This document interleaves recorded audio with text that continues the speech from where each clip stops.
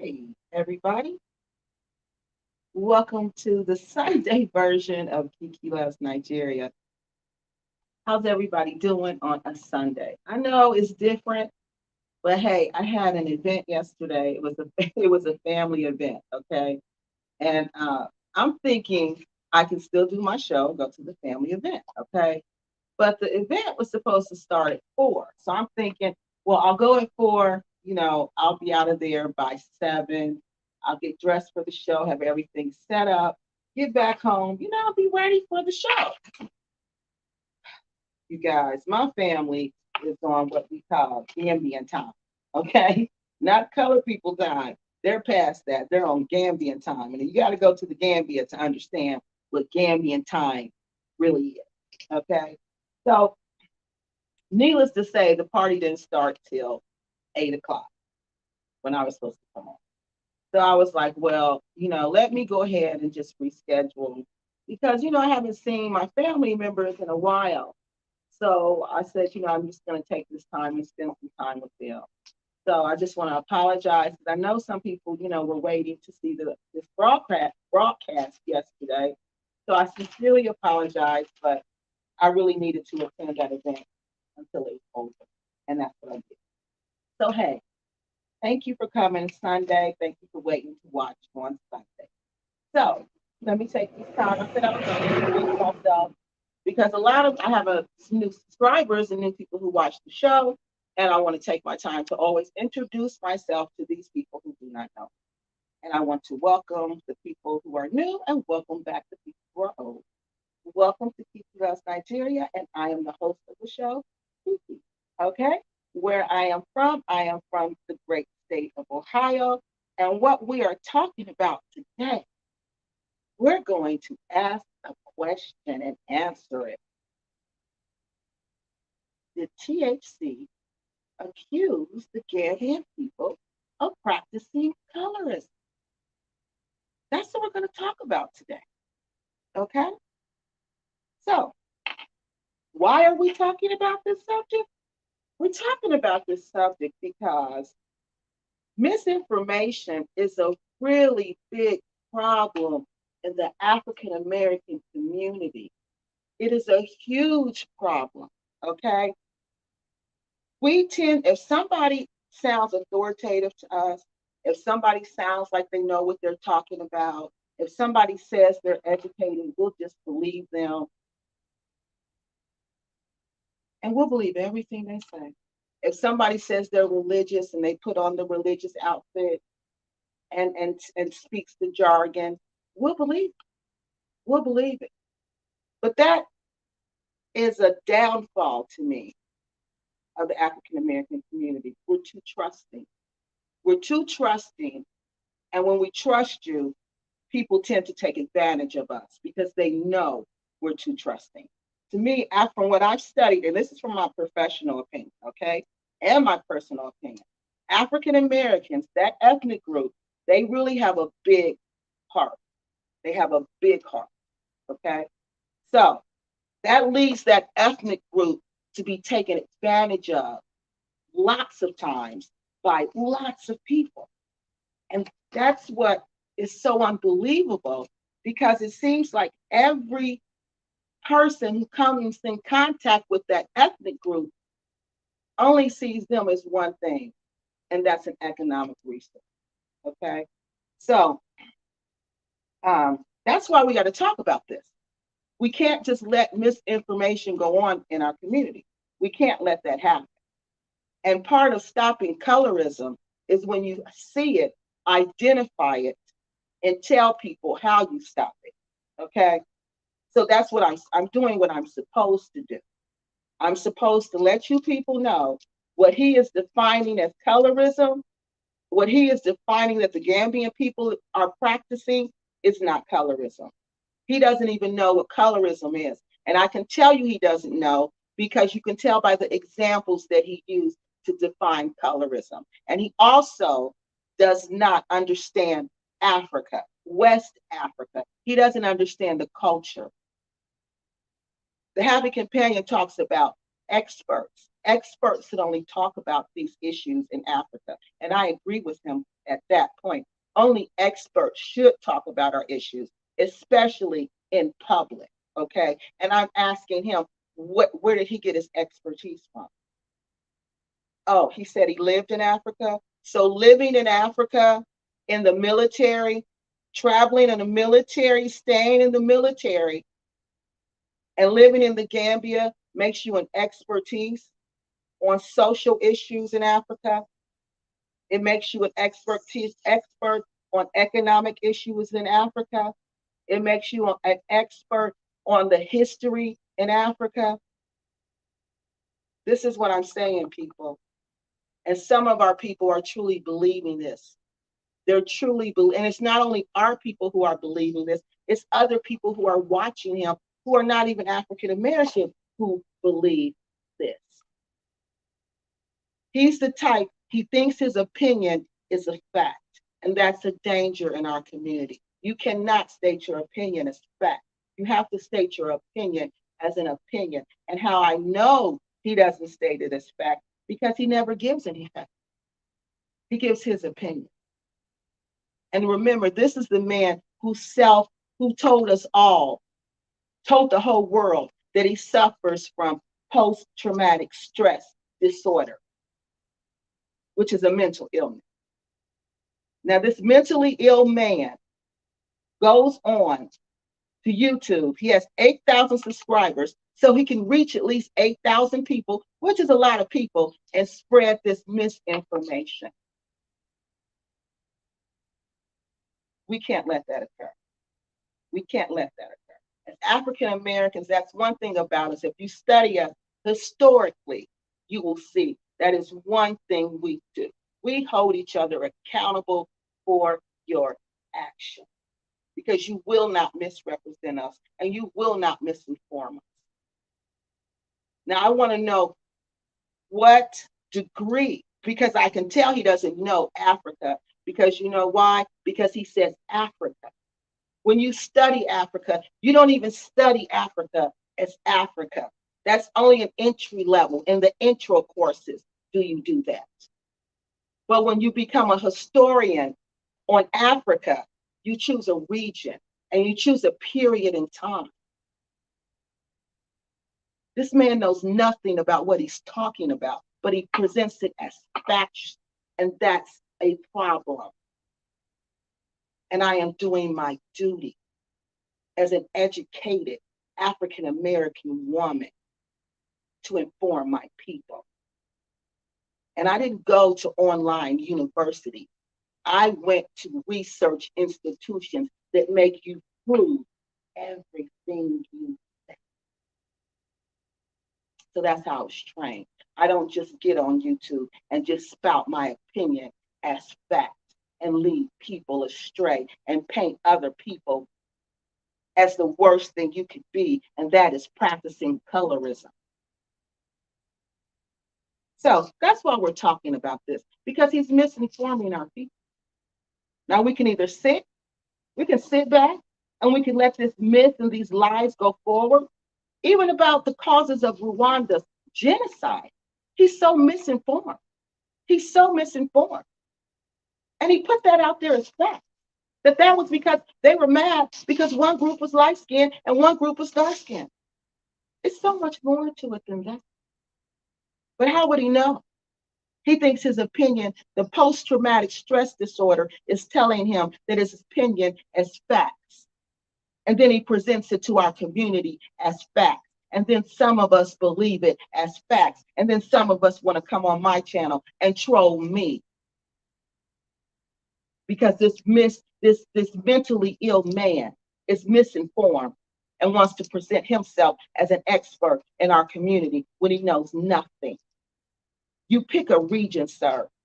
They make you, because you can't talk about Africa as a whole, because it's different. East Africa has a completely different history from West Africa. West Africa has a completely different history from South Africa. South Africa has a completely different history from North Africa. So you can tell by the way this man talks, he knows nothing but what he thinks about West Africa. He definitely doesn't know the social systems and the economic cultures. So that's why I had to say, no, no, no, no, no, no. You're not going to misinform my people. That's what you're not going to do. So that's what I do. And that's what I do on my channel. I keep you informed. I share information. I had the opportunity to go to the university. I had the opportunity to win scholarships. I had the opportunity to win research apprenticeships. I had an opportunity to do all of that. Okay? Assistantships. I had the opportunity to do all of that. So it is my duty to come back and share that information with my people. If I'm not sharing it with you all, what am I doing with that information? Just keeping it inside of here? What was the point? Then what was the point? What was the point of all those papers? What was the point of all those late nights if I'm not going to give it back to the people who needed it the most, which is my people? Because that's what I study, my people. I told you I studied West African history, and my time frame was the transatlantic slave trade. So, happy companion, I am an expert in this area, and I can talk about this. Okay? So let me continue. So, the man does not understand. He doesn't even know what colorism is. And like I said, you can tell by the way he's defining it and the way he's accusing of practicing it. He's accusing the Gambians of practicing colorism. Now just think about that. When I heard that, I was like, what? I laughed. I kind of laughed at first, right? I truly laughed at first because I thought this man is just so stupid. He lets the world know every day how dumb he really is. Okay. So then I'm like, but this isn't funny because I was reading the comments and I saw people were agreeing with him. They were believing this was true. And the people who were coming on there saying, no, Africans do not practice colorism, and they do not. They do not. He would just ignore that. He actually said one man was wrong, and I think he was Gambian. He came on there and said, no, they don't practice colorism. Now, they do practice tribalism. They do that. But colorism, no. And they do practice classism. But he doesn't know the difference because he's not trained. He's not trained. This isn't something you can just wake up and do. I know I make it look easy, happy companion, but I was trained to make it look easy. But this takes lots and lots of work. Lots and lots of late night studying, not making YouTube videos. I don't even know how you sleep. But see, the post-traumatic stress disorder is probably in bloom now. Because as you see, he's on YouTube 24/7 making videos. He's not sleeping. He's not sleeping. And that's one of the signs when somebody's breaking down mentally. And they want to come to YouTube and present this as they're being attacked by who? The facts? He's being attacked by the facts. So I'm wrong for educating my people. Just look at this, people. I'm a demon. I'm a devil. I'm everything under the sun. Because I want to give my people the truth. But you know, when I was in Cameroon, what they told me, they said if you were in Africa and you were giving out this information back in the day, they would have poisoned you. They would have killed you a long time ago. Yeah, and I believe it. Because like they said, nobody wants to hear the truth. People don't want to hear the truth. And when they hear the truth, they get upset. But like they told me, the truth must be spoken. The truth is bitter, but the truth must be spoken. And that's what I'm here to do, to speak the truth, not misinform you people, not continue his delusions of grandeur. Okay, so let's continue.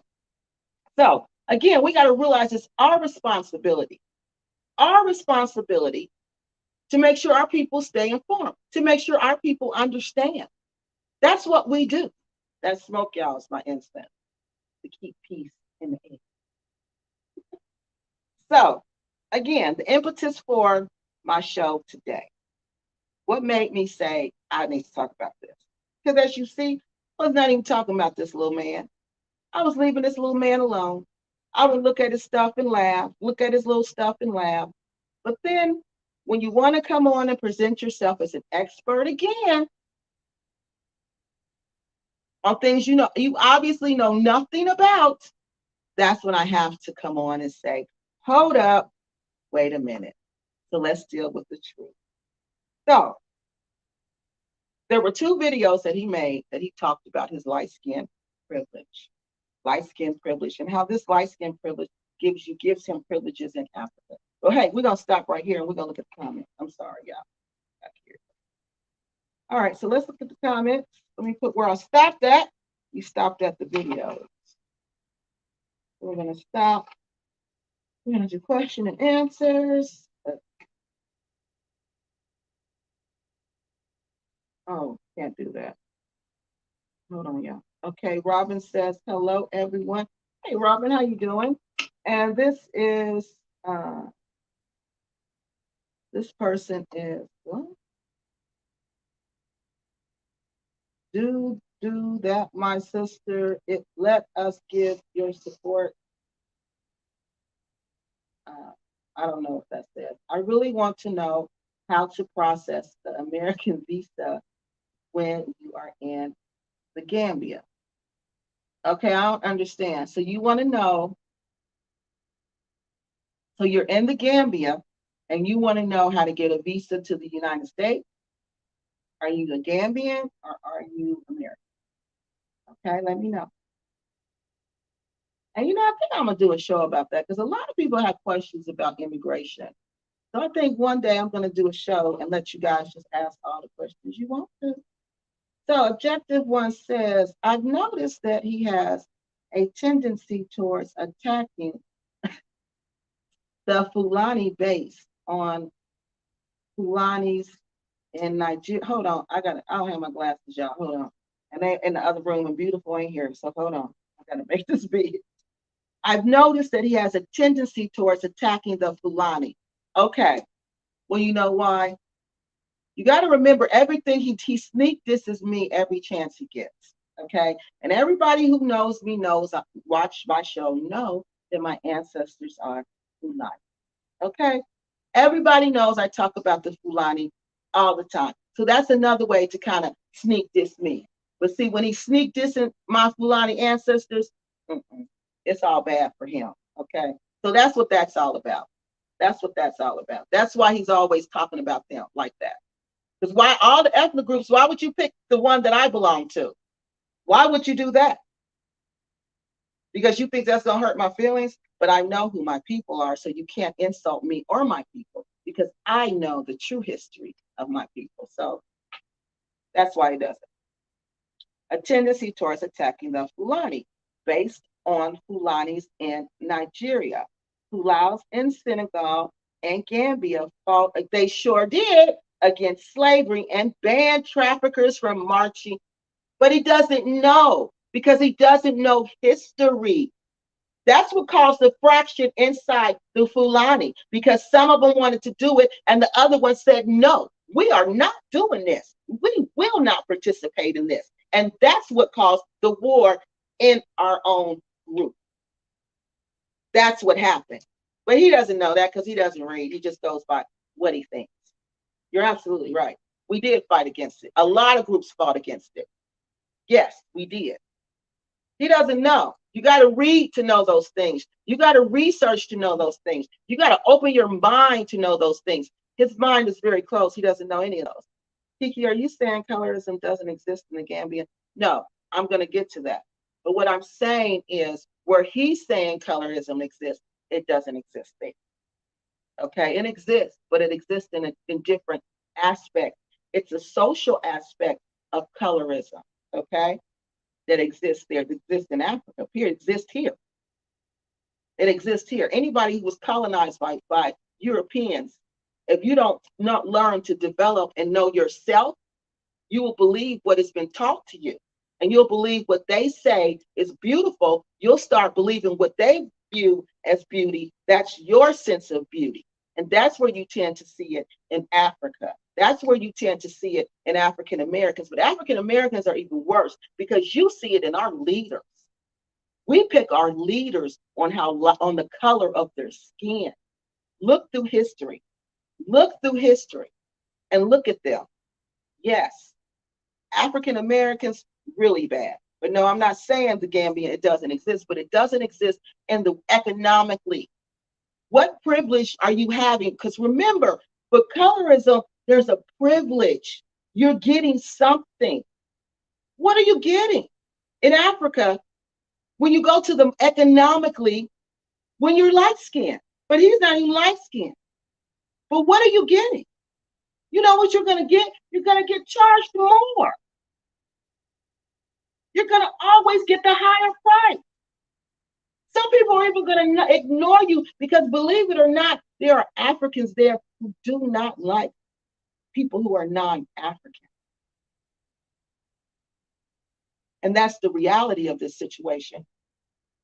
That's the reality of this situation. So no, I'm not saying that it doesn't exist, but I'm saying it doesn't exist in the economic sector like he's saying. What are you getting for your privilege? Did you notice he didn't tell you that?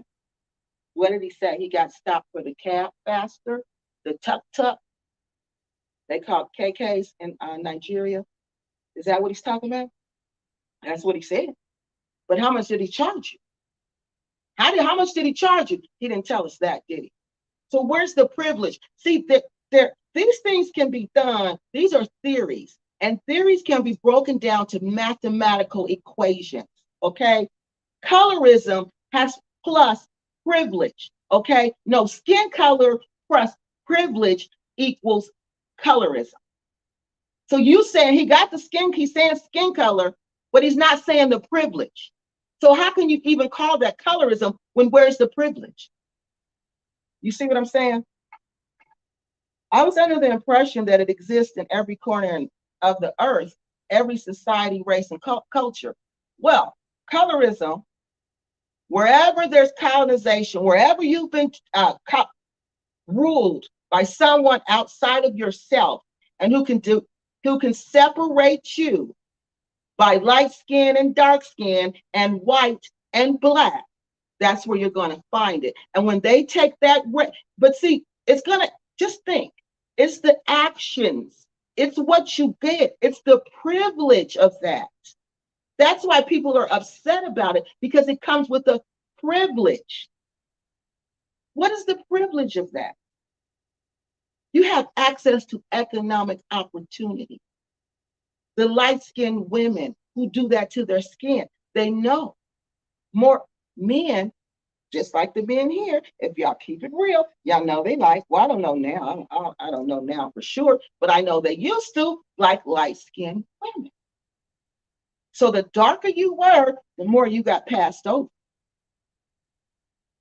So I know that. So if they're lighting their skin, just like in Africa, if they're bleaching their skin, because that's going to increase my chance of marriage.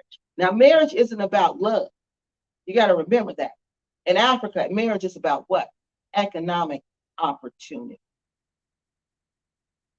You got to have economic opportunity, and you got to have a social privilege. Where were those?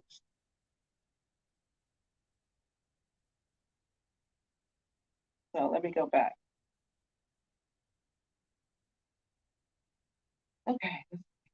The objective one says he thinks that the Gambians thinks he's Arab. They're not blind. You see what I mean?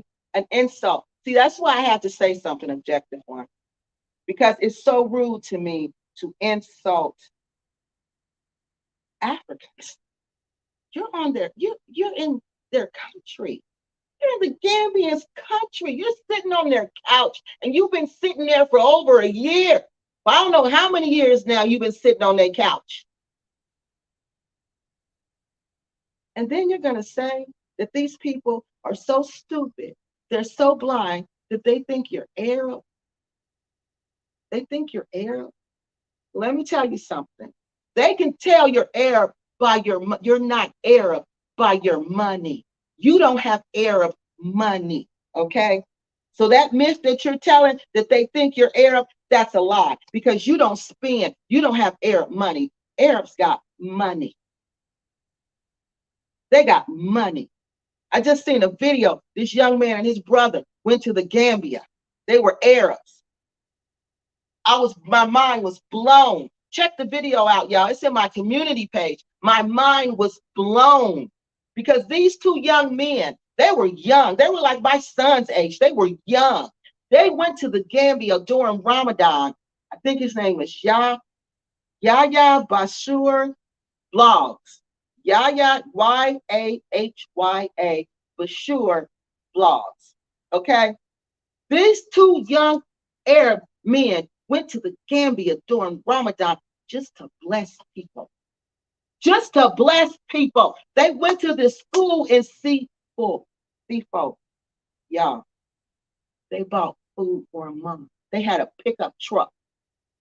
They filled the pickup truck up with food. After they did that, guess what they did? They took money to the schoolmaster and gave him money to pay the teachers for a month. And guess what they said? You think they was bragging? You think they turned to and this dude got 50-something subscribers. You think he turned and said, donate money? I was so embarrassed. Donate money. You think he did that? He didn't do none of that.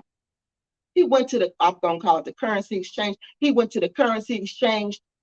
He had so much money, y'all, they couldn't even exchange this dude's money. They couldn't even exchange his money. He had so much money. And we go there with our little thousands of dollars and think we doing something.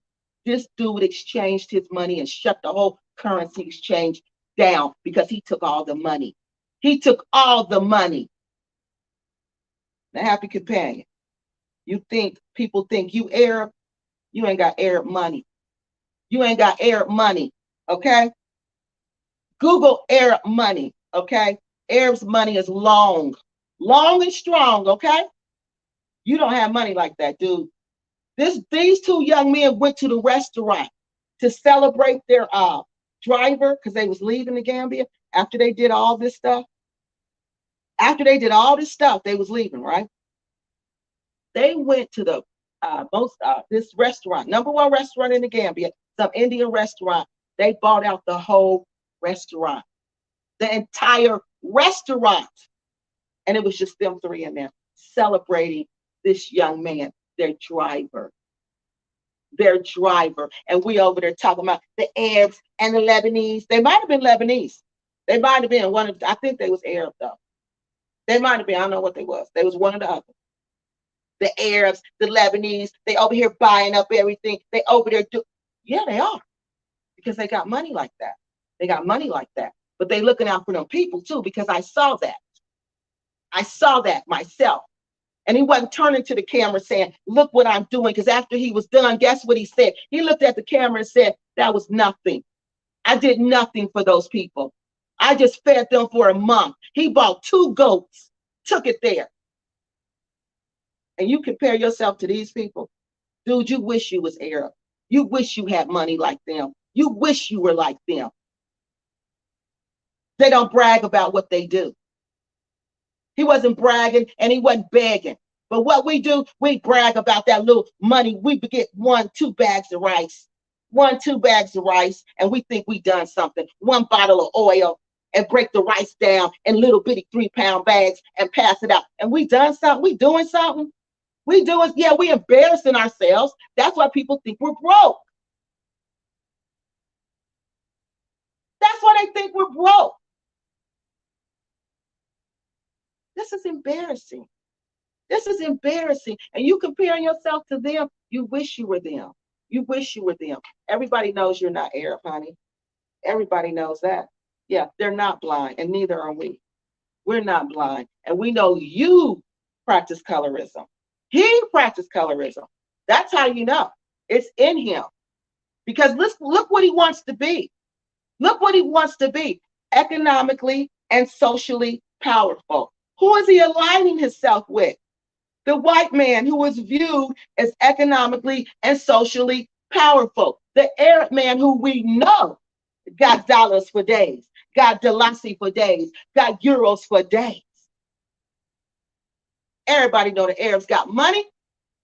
Money, money, money, money. They got, as Cardi B say, they got money. They don't even have money, y'all. They got money. Everybody knows that.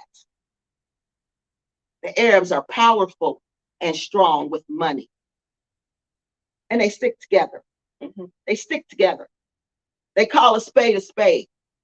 That's why you don't see them acting a fool on YouTube, because they're going to get checked by their people. Yeah. But we're supposed to let our people run amok. But he attacks the man, and he's married to a Fulani woman. See? You see what I mean? Because and the marriage, maybe that marriage isn't what you guys think it is, okay? Maybe it's not what you think it is. You all think that marriage is what? What kind of marriage do y'all think that is? Tell me. Tell me. What kind of marriage do y'all think it is when he sits up and disrespects this woman's people every day, all day? What kind of marriage is that? Attacks her father, because if he's attacking the men, he's attacking her father, he's attacking her grandfather, he's attacking her great-grandfather. He does that all day, every day. All day, every day. So what kind of marriage is that when you have no respect for your wife? You don't even have respect for her people. You have no respect for her ethnic group. And you want us to believe you do. And this is the person who comes on and presents himself as an expert in our community. And people just come to my channel and want to troll me because I'm educating people. Really? Okay, let's continue. But yes, that's what he does, Objective One. That's what he does. He attacks people. But he's supposed to be this devout Muslim, but he attacks people. Hey, Deborah, how you doing, sweetie? It's good to see you. Thank you for coming out. Tania, thank you, Tania, for coming out. Hey, thank everybody for coming out. Because I don't know, normally we're not here on Sunday in the middle of the day. So thank y'all so much. Queen Sugar, where there's colonialism and caste system, you have privilege. Okay, now hold on.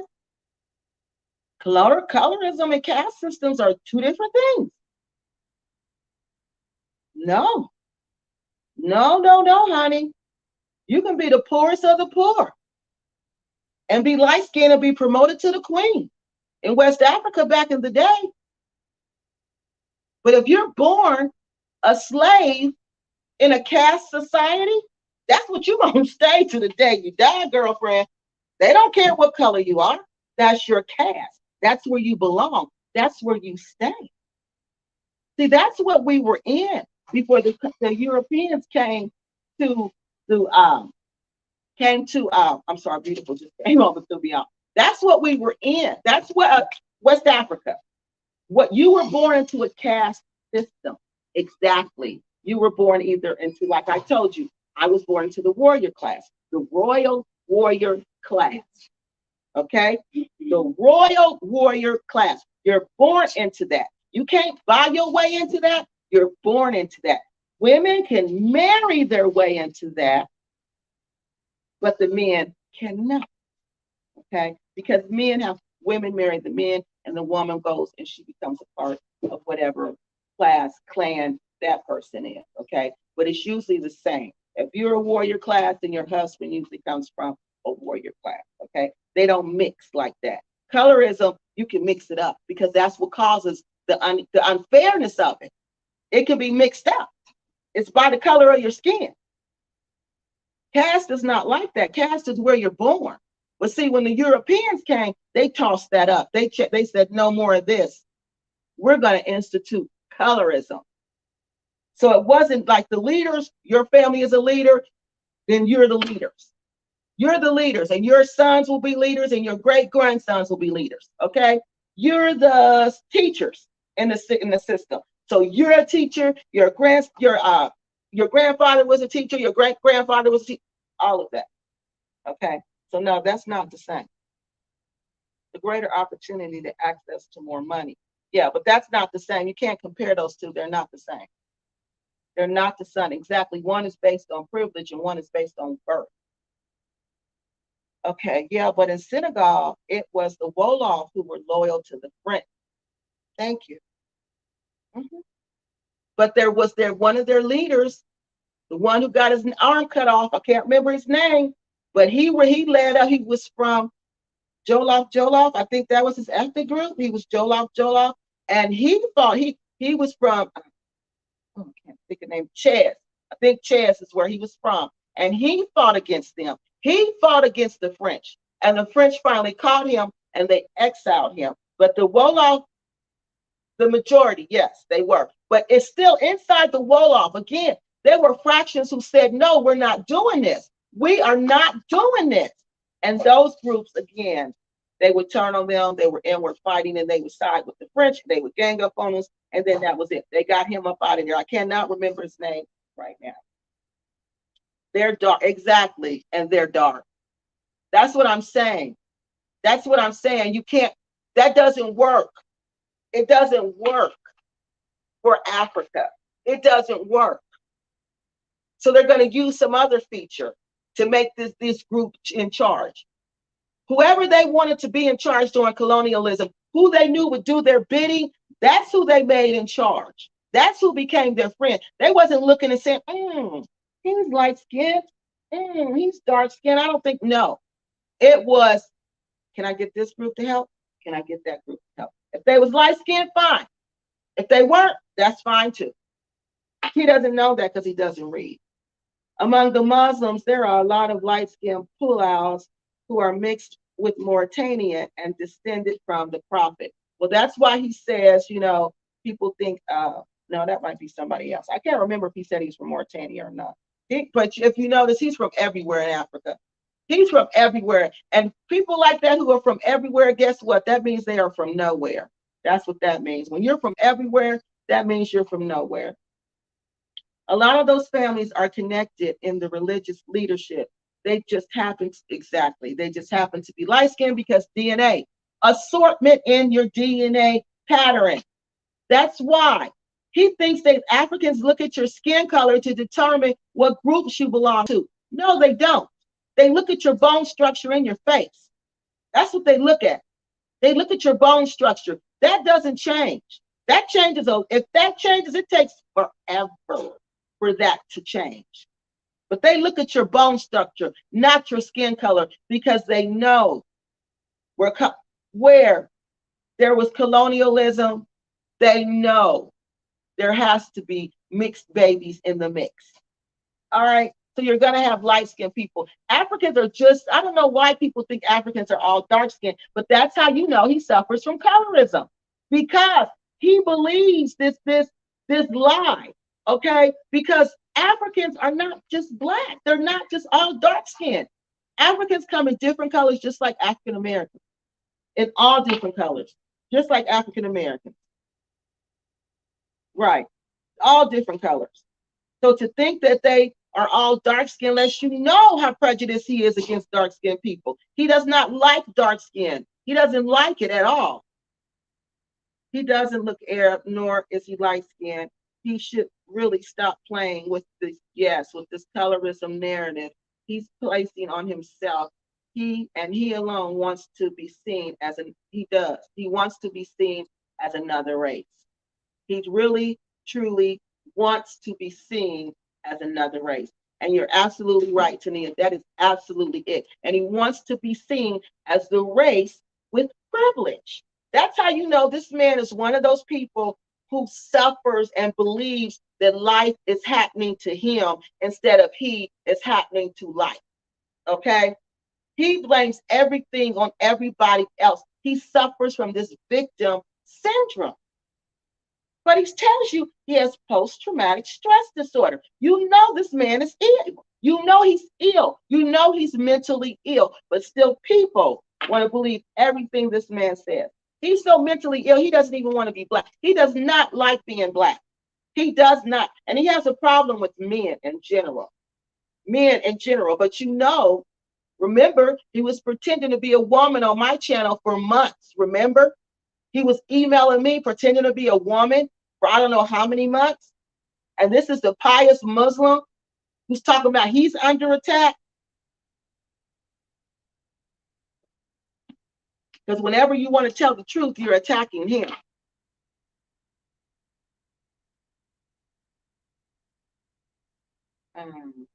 Oh, okay. Objective one. She wants to know, are you from the Gambia? Let me see what this one says. Okay, this one says, my ancestors are from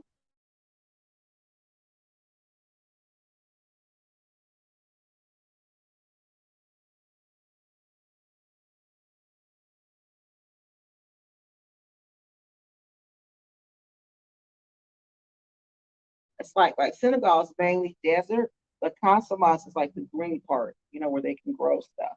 So it's always been some kind of, turmoil in Casamance for a long time. So this person is from a place where, it's really important. It's an important region in Senegal. Okay. So that's all the questions we have there. So now we're going to go back to what made me really, what did he say and what did he do to make me really realize that this man was spreading false information about the Gambians and that we needed to talk about this, okay?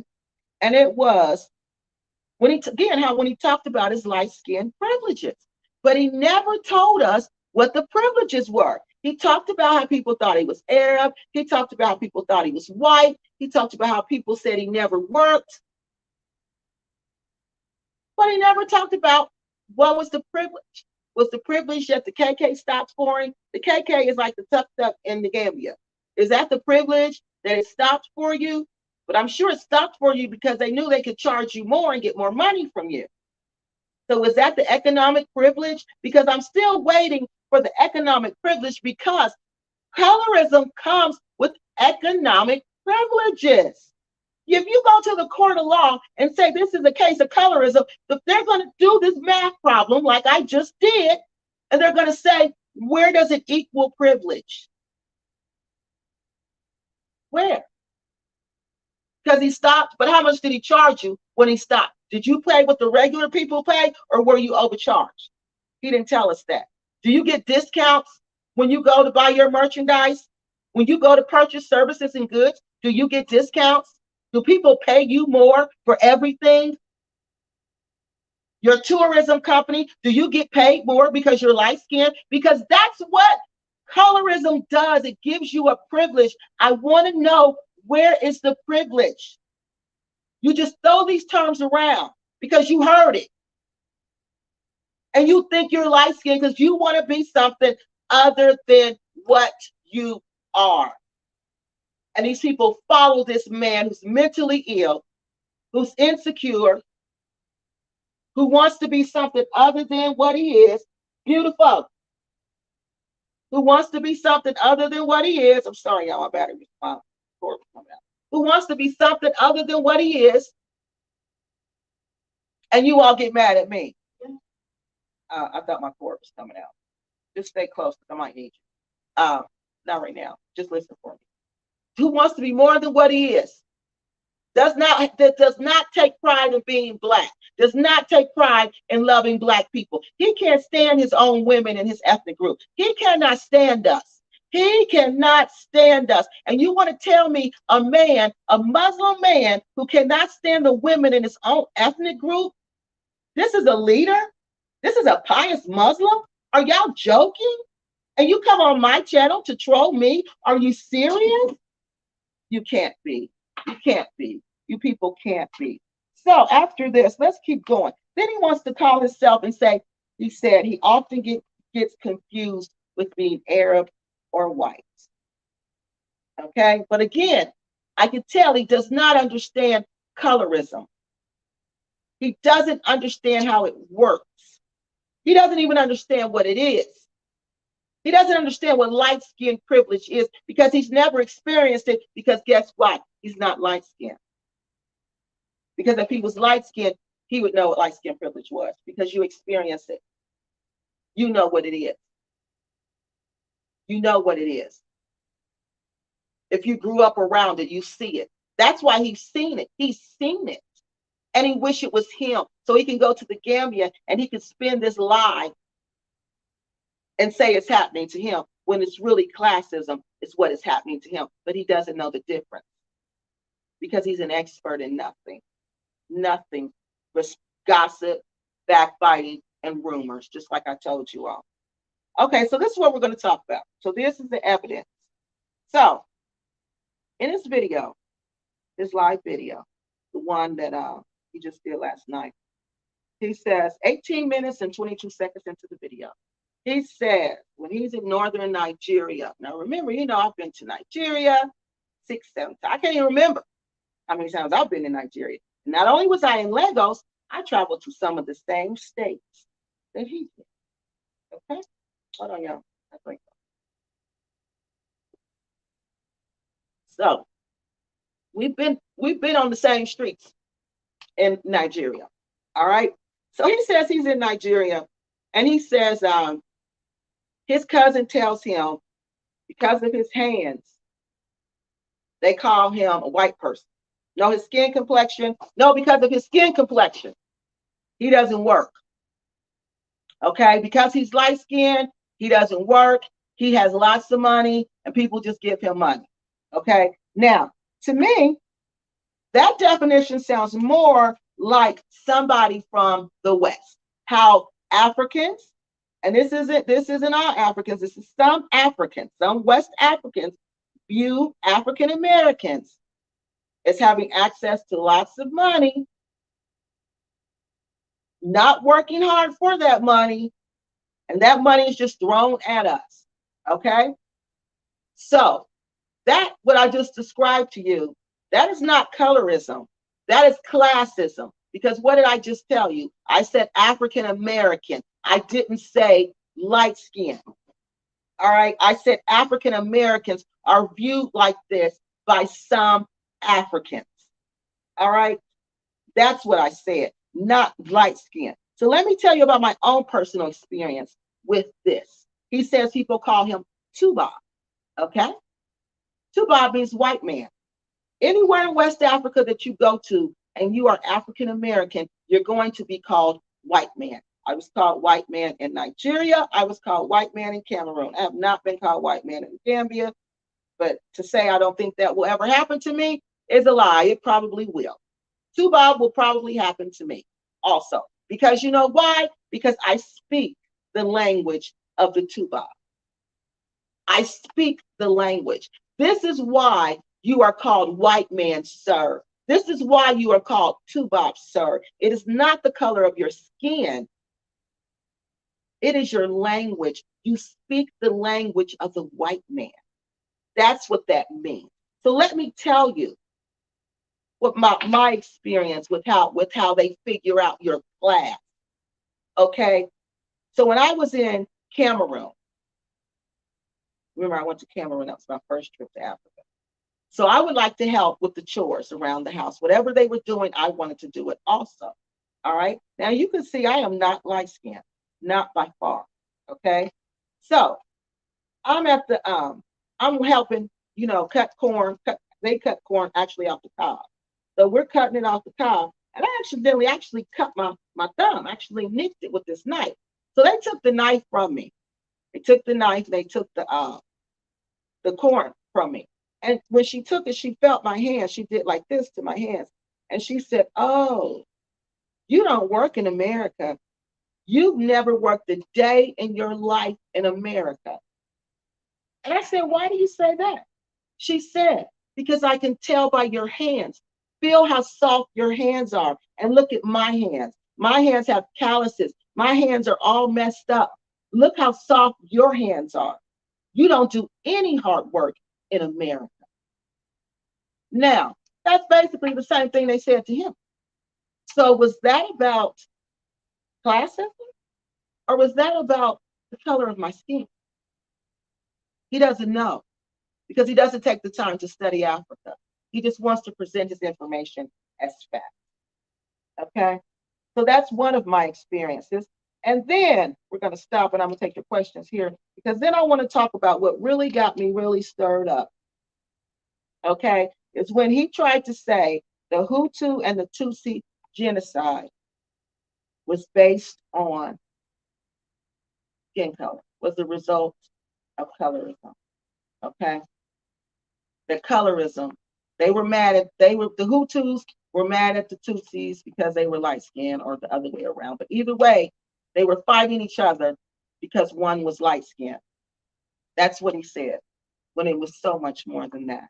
And that's what we're going to get to, because how dare you present that genocide as if it was just about skin color. People died. I remember people came to my state. It was a whole bunch of people from Rwanda coming to my state, coming to my school. And I asked this little girl, I asked her about what was it like. Dead people everywhere. They were friends. The Tutsi and the Hutu were friends. It's not like they hated each other. This was all orchestrated by the colonial powers.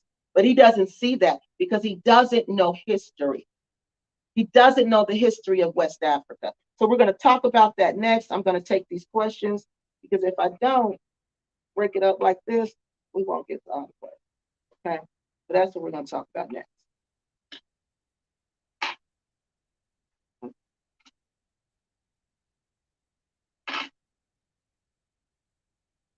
Oh, okay. He said this person, she says she's from a different part of Councilman. Okay. Oh, let me go back up here. Hold on. Where were we at? Kiki, I think he needs help.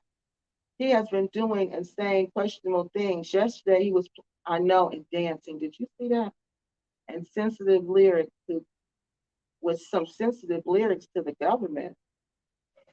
But I couldn't believe he was singing and dancing, and it was Ramadan. And he's supposed to be this pious Muslim, and he's supposed to be fasting. I don't understand any of that. The Muslims that I know who are fasting and praying, they don't look like that. They look like they're fasting and praying. And they don't have time to make videos like that. They're at the mosque. When they're not fasting, they're sleeping. And when they're not sleeping, they're praying. And it's like a whole, that's what Ramadan is about. I couldn't believe he was dancing, playing music, and just doing whatever. Yeah, he's having a mental breakdown. I told y'all. That's exactly what's going on. He is having a serious mental breakdown. He suffers from post-traumatic stress disorder, and he's having a mental breakdown in front of our eyes. And his friends are letting him do it in there, and his little subscribers are geeking him up. All of them, just geeking him up. No, hot consumas is Hula Kunda. Oh, okay. Atu, how do you say that? Atu consumas in Fulakanda, not lower. Okay. Oh, so this person's from Northern Consonants, not lower Consonants. Okay. Hey, Alexis. Yeah, he's been doing questionable things. But his fans, as he likes to call them, his fans, which means fanatic, the people who are fanatics over him, because they really are, because they come on my channel and troll me over this man who's mentally ill. Okay. So his fans, as he likes to call them, they really need to help this dude. They really need to say something to him instead of coming on my channel telling, oh, she's talking about you. I have to watch it play back. Much love to everyone. Hey, much love to you too, girlfriend.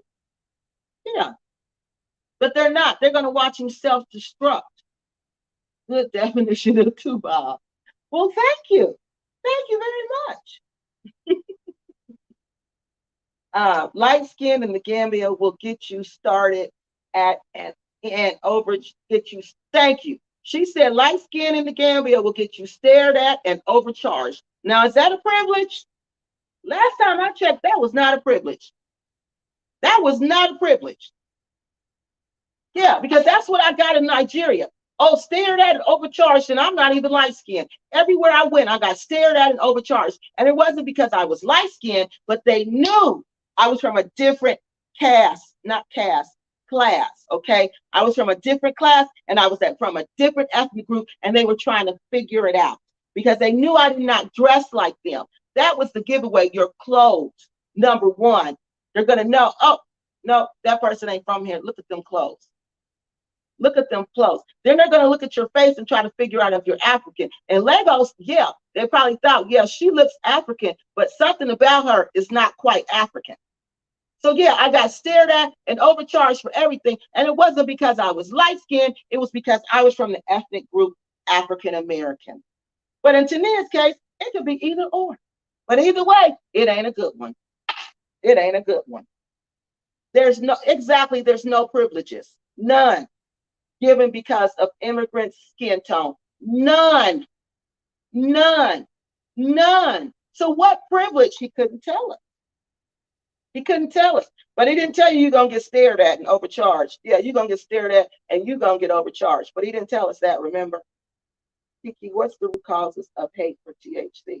I don't know much about him. Why? I wouldn't say, okay, so when you hate somebody, you extremely dislike this person. And I wouldn't say I hate him, but do I extremely dislike him? Yes. And for people who don't know me, why I extremely dislike THC is because THC has low moral character. And he presents himself like he's a high moral character person and a leader in our community when he is not. And that's problematic for me. If you are a dirty person, present yourself as a dirty person, and I will respect you. But don't come before us and act like you're this spiritual leader and you're on this spiritual journey when you over there doing what everybody else is doing, and even worse, because you're coming before the camera and pretending to be someone else. So that's why I extremely dislike this person. And through my research, when you research a person, okay, you get to know this person's moral character. And this man was nobody that I wanted to be friends with. This man's moral character is so cool. He's out for self. He's just out for self. And it's nothing wrong with self-preservation, but it is something wrong with self-preservation at the expense of others, which becomes exploitation. So he exploits African American people, and I don't like that. He exploits our passions to reconnect with Africa. So that's why I don't like him. I don't like him because he pretends to be a spiritual leader, and he is not. His actions tell you he's not a spiritual leader, and he's never been on any spiritual journey. So that's why I extremely dislike this man. And he gives misinformation, false and misleading information, and he presents it as fact. So anybody who misinforms and miseducates my people, I have a problem with that person. And he likes to sneak this. That's another reason I don't respect him. Not only do I extremely dislike him, he does not even call a spade a spade. He likes to straddle the fence. He doesn't put a name on anything. Those people cause problems in our community. To me, that's a rumor. That's gossip. That's backbiting. Because who are you talking about? He talks about all these women who want to be involved with him sexually, but he doesn't tell you who these women are. He talks about all these women who want him, but he doesn't tell you who these women are. He talks about all these women who are jealous of him, but he doesn't tell you who these women are. That's gossiping. That's your rumors. That's totally against Islam and any religion or belief system out there. If you're going to say things like that, you need to call a spade, or you need to keep your mouth closed because you're causing problems and discord in the African American community. And that's what he does. He causes discord in his own community. And you see, those are his highest videos. People want to see him do that because that's what he does. That's what he does. He causes discord. He stirs the pot, but he never puts a name on it. So I don't have respect for, especially a grown man who does that. This is a grown man. Talking about he don't name names. Then you need to be quiet. Then don't name situations. If you're not going to name names, sir, then don't name situations, because that's called gossiping and that's called spreading rumors. And last time I checked, Islam was not down with spreading rumors and gossiping. So that's pretty much why I don't like him. I don't like him. I extremely dislike him, and I have no respect for him. And that came from just my research. From my research, his emails he write me, They're full of lies. He wants me to be his friend. He wants me to collaborate with him. He wants me to stop talking about him. He wants to be buddies. But you didn't want to be my buddy until I started talking about you. I don't like people like that, and I don't respect people like that. So he lost my respect, and I don't like him. So you're absolutely right, and that's why. Yeah, this has been about a year. I've been talking about researching this man for about a year. So I know his personality pretty well. Hi, Kiki, how are you? They see you're a two-bob without even if you don't say a word. Exactly. Even when you're dark as hell, exactly. Because if you're dressing, thank you. And that's what they told me. They said because of the way you dress, your style, the way you talk, Kiki, the way you walk, Kiki. When you talk, how you move your head, how you move your hands, how you're expressive. African women don't do that, Kiki. Cameroonian women don't do that. Gambian women don't do that. That's all African American. And I said, what do you mean the way I walk? This man actually got up and stood up and walked the way I walk. He said, we know this is an American person. This person is not from here. She may have been born here, but she was not raised here. So they know exactly. So it is not your skin color. It is not. It is not. Because like I said, they call me two-bob, they call me white man, all of that. Well, no, I've never been called two-bob. I take that back. But I've been called white man. And in Nigeria, they just say white man, white man, white man. Cameroon is white man, white man, white man. So, I'm walking down the street, I'm going to work, and I hear these little kids laughing, saying, white man, white man, white man. And I was furious. I was so mad. And when I got to work, I asked my friends, why were they calling me that? And they were laughing at me because I was really upset. And I said, I'm not white. I don't even look white. And they said, it's not your complexion. It's not your skin color. It's the land that you're from. And I said, I wasn't even talking. How do they know my language? And they said, you're, like you said, the way you're dressed and the way you walk. They know. They look at your skin. They know you're not from here. They know that. They know you weren't raised here. So yeah, you're absolutely right. You're absolutely right. Absolutely 100% right. So this too about your skin, please. That's all part of the post-traumatic stress disorder. These delusions of grandeur. I want to be the star. Because remember, now he's mad at Rick and Cynthia, the bad people, because they was on Wadamaya's show and he wasn't. So he's mad at them now because of that. Because he feels like Wadamaya is the star YouTuber. And he came to the Gambia. He talked to Rick and Cynthia. He even talked to Rick and Cynthia's kids. He talked to the black people. But how dare he not talk to him? How dare Rick and Cynthia not make sure that he talked to me, the leader of the repacks? You see what I mean? These are delusions of grandeur. Delusions of grandeur. That's why he even called he even went on the show, donated Wadamaya $10, and then gonna say, I heard you was looking for me. Wadamaya said, no, I wasn't looking for you. I heard you want to interview me. Then he gonna say, well, maybe next time. He couldn't get to everybody. Delusions of grandeur. Look at this man has 8,000 subscribers. Look at the views on his channel. Look at them.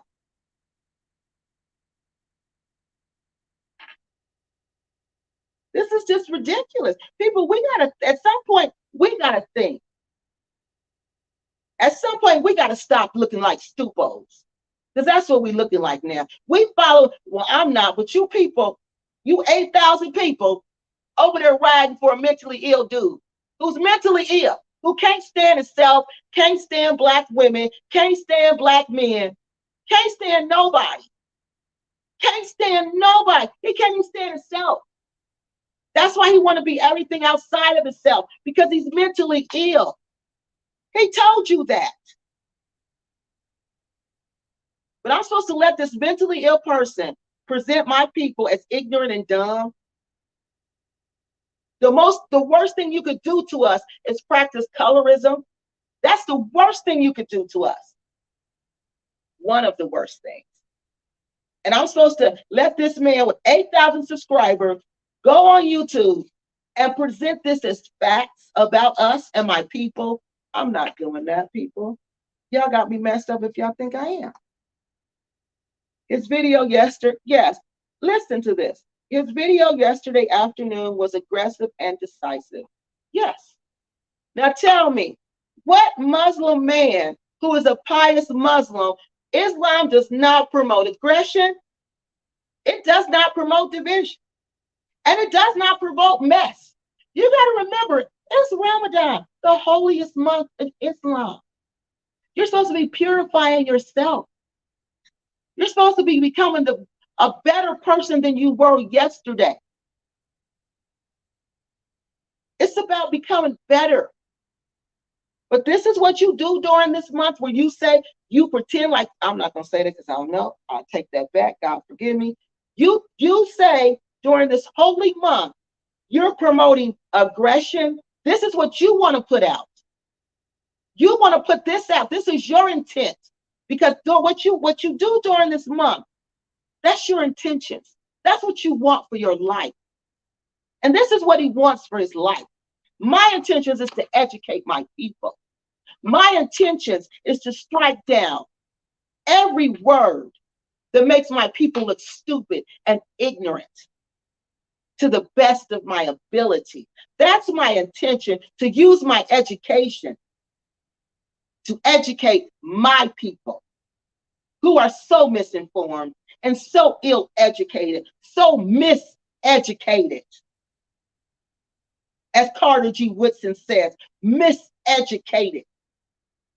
That's my intent for this month. But his intentions for this month, what was it? We saw it yesterday. Aggression, division, and mess. And y'all want to troll me. Y'all want to troll me. I know it's trolls is on here now, y'all. I know they are. I know they are. And y'all want to troll me over a mentally ill man. You don't even know his reputation in the Gambia. It's worse than what I said it was, than what I told you all. Because there's things that I haven't even said.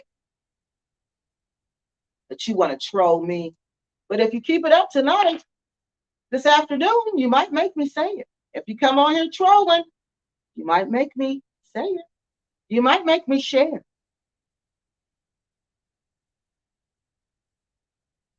Humble Gambian. I am a light-skinned Gambian, but I didn't experience, I know, I didn't experience that. And people have to understand the difference between controlled markets and free markets. Exactly. They don't. They don't understand none of that, okay? Now, Humble Gambian said, I didn't experience none of that. Where was the privilege? Exactly. Where's the privilege? Where is the privilege? You got to get some kind of privilege from this. But he didn't tell us. He just want to say this is what the Gambians do.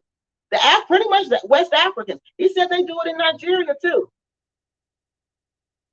Now, again, my light skin and yours aren't in the same realm, but not even THCs. Exactly. See, it's different shades. That's the thing. It's different shades. It's different shades. Different shades. What some people consider light skin, others don't consider light skin. It depends on where you come from. Like here in America, boy, we got the stiff light skin test. You got to look like Tania to be light skinned. Yeah. We don't consider just everybody light skinned because you know what? There's economic and social privileges historically that go with that light skin. If you think I'm lying, just search it. Just search it. So we have a test to our light skin. You see Barack Obama, what color was he? He was mixed. He was mixed. You think they're going to have somebody like me in the White House? Do you think that for real? Do y'all seriously think that? 80% of my DNA is West African, and you think they're going to have that person in the White House? You're going to think they're going to give that person a position of power? to make decisions for this country? Do you think that really? Really? That's like giving West Africa a say in what goes on in the United States. Do you think the great state, the great country of the United States is going to do that? Let me know what you think. Let me know. Because I know they're not.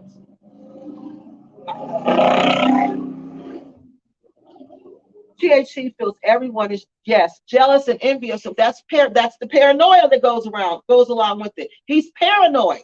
He probably see things, y'all. He probably think people, like he said it. Remember, he said somebody, this imaginary person, supposed to be married to a police officer, and the police officer is following him around and spying on him. He's paranoid. That's a part of it.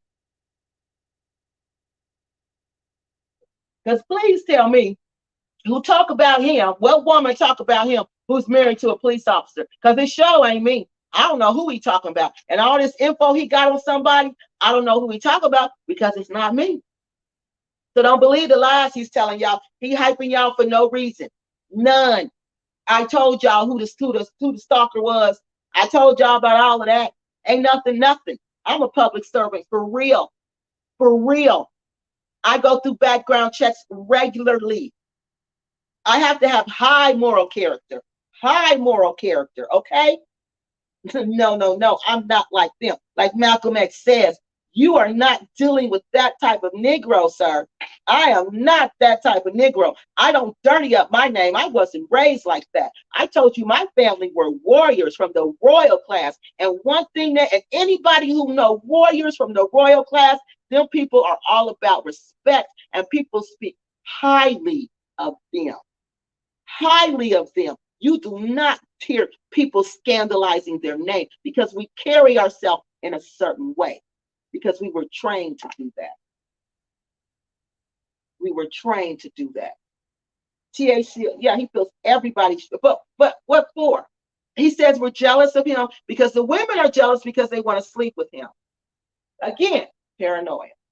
But I still haven't seen any qualities or assets he has to be jealous or envious of. I don't either. Paranoia. That is the mental illness. And it's called paranoia. That is the mental illness called paranoia. Kiki, someone who is secure doesn't what? They don't, people who are secure don't do that. For one, people who are secure, they don't compare themselves to other people. When you see somebody comparing themselves to somebody else, that's an insecure person, because they obviously find that person has something, some quality that they lack. That's why they want to be compared to that person, because they want to be equal to that person. All right. So anybody who does that, that's your sign. These people got low self-esteem. Okay. So we look at that. Oh, wait a minute. I didn't finish this one. I'm sorry. Hold on.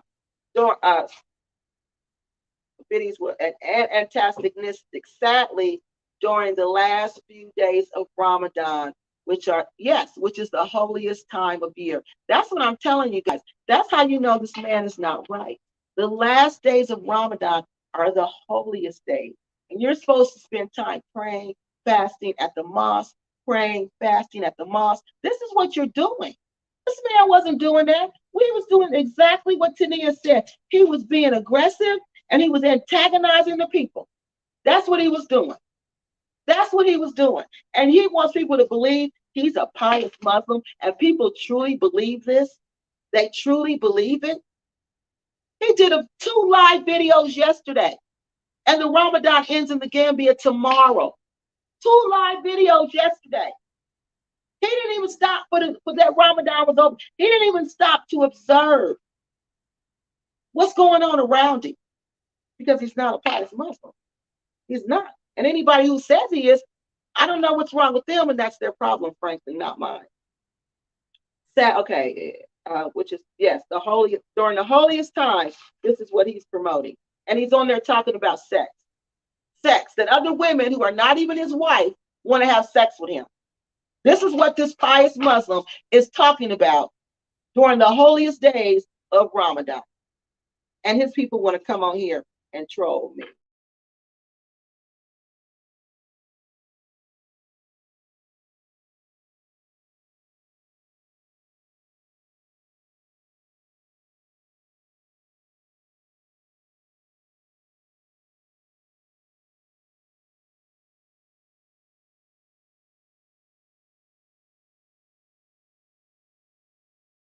It doesn't always, okay, it's back.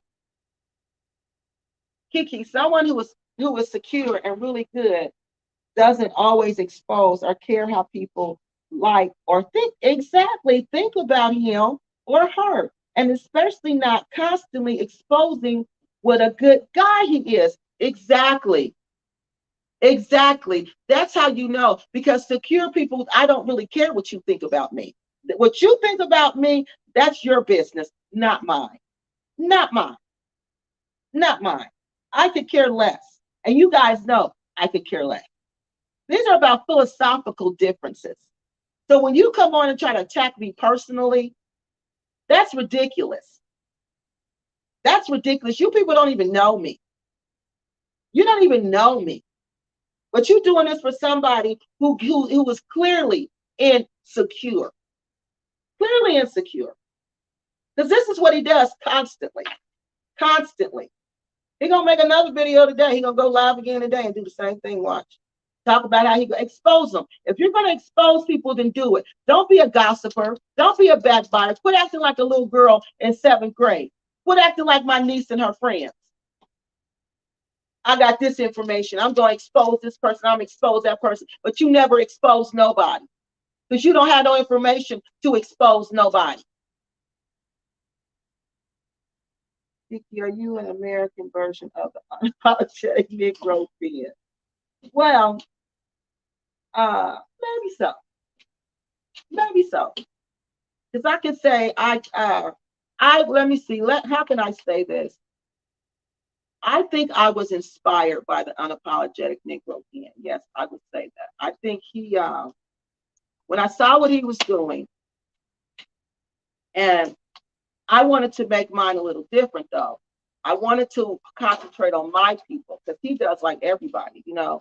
So I wanted to concentrate on my people. That's what I wanted to do, because I knew that my people, we have to hold each other accountable. In our community, we check each other. We don't like for outsiders to come in and check us. We don't like that, because we feel like you don't know nothing about us, so you need to not be talking about us, okay? But when we check each other, then that's entirely different. So I would say yes, because I knew it had for this message to get out, it had to come from one of us. For this message to get out that our own people were scamming us, and that our own people were taking advantage of us, and that our own people were exploiting us, it had to come from one of us. And I knew that. So I finally said, well, I know how to do research. I know how to back up everything I'm saying with facts. So let me just do it. And that's it. So I would say yes. But thank you.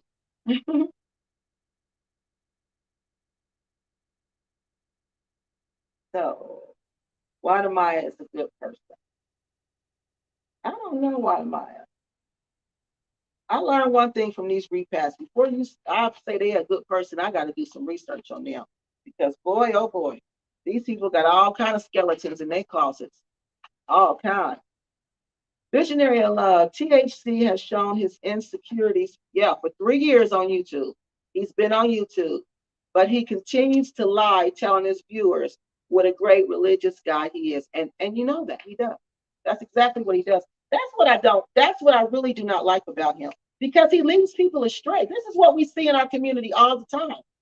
We see this all the time. People pretending to be religious leaders when all they're doing is exploiting the people.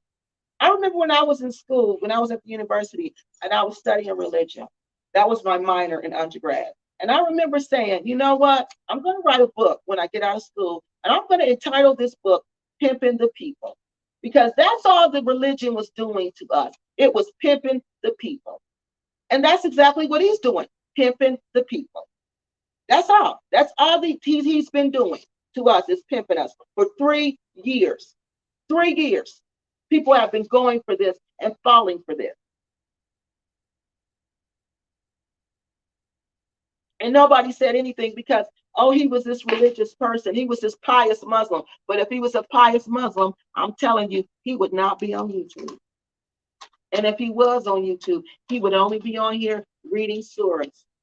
He would not be on here doing what he's doing. He would not be on here gossiping. He would not be on here backbiting. He would not be on here being messy. He wouldn't be doing any of that because that's against Islam. And pious Muslims don't do social media. They don't. They do not. Point blank, period. So those are all signs that this man is not what he say he is. Here you go. Islam does not promote your good deeds. Islam does not promote your good deeds. What you mean Islam does not promote your good deeds? Is that what you meant to say? It does not? Because I think Islam, to me, Islam is more all about what you do, not what you say. That's what it goes by. You have to, your actions will show that you are a Muslim. Anybody can recite the Quran. Anybody can do any of that. Anybody can. But your actions are going to reveal to the world whether you are a Muslim or not. Your actions will say that. So what do you mean when you say that? Visionary love. Islam doesn't promote one's good deeds, but that's all you hear. Oh, you mean they don't brag on themselves? Okay, right, they don't. Hear from THC, but these are good deeds by his right. So yes, he does brag on himself. You're supposed to be humble. In all religions, really, they call for you to be humble. So that's not on his agenda to be humble. Okay, so he's not going to do that. You have to forget that. Do you think that maybe there's some colorism from him directed towards, yes, he's jealous of him. Yes. Because see, back in the day, I'm going to tell y'all, Eminem got nice hair. Okay. Nice looking man. Okay. He would get more girls than he would get all the girls. Okay. Whatever little girl he wanted, every little girl would talk to him because he's got that look. He got that nice hair. We like boys with nice hair. So yeah, he's jealous of that. And Eminem got a personality. He got a personality. He can make you laugh. You know, he can engage you in a conversation. That's exactly what I think happened between them two. He became jealous because he practices colorism. And he felt like Eminem was getting some type of privileges that he wasn't getting. So if I move Eminem out the way with his good hair, then I can continue. I can be the leader. I can be the light-skinned person. Good point. I didn't even think about that, but I'm sure that had a lot to do with it. I'm sure that had a huge ton to do with it because this man is mentally ill, and colorism has done a job. Racism has done a job on him. The religion itself, yes. The racism has really done a job on him.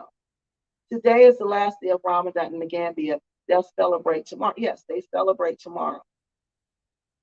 So he's not supposed to be doing any of this, but he is. Made me scream laughing. So let's see. Who is this THC and who's trolling you again? He sounds like a dusty peasant. He is one of the dusty peasants. During Ramadan, Muslims avoid using technology until they break their fast. He is one of the crazy boy repacks. Deborah, you probably don't know him. Yeah, you probably don't know him, but I did some research on him. He was one of Crazy Boys repack. I respect Tom's work and platform. So he was one of the ones I researched. Okay. So that's who he is. Did you like him at one point?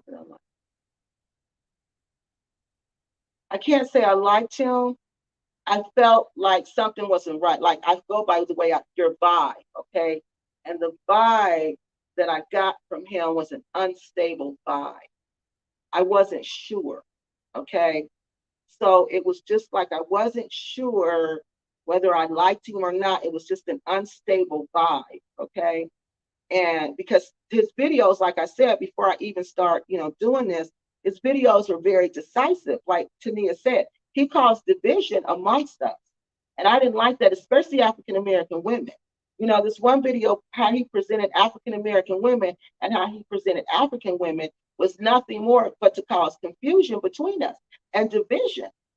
And I couldn't believe he was doing that. So that kind of stuff was like, because I knew, again, I studied religion, I studied Islam, from an educational perspective, like the technical aspects of it. And I know Islam is not that type of religion. It is not. It does not see color. It does not see division. It does not see aggression. It doesn't see any of that. It is about peace. It is about love. It is about understanding. It is not about anything that he puts forth.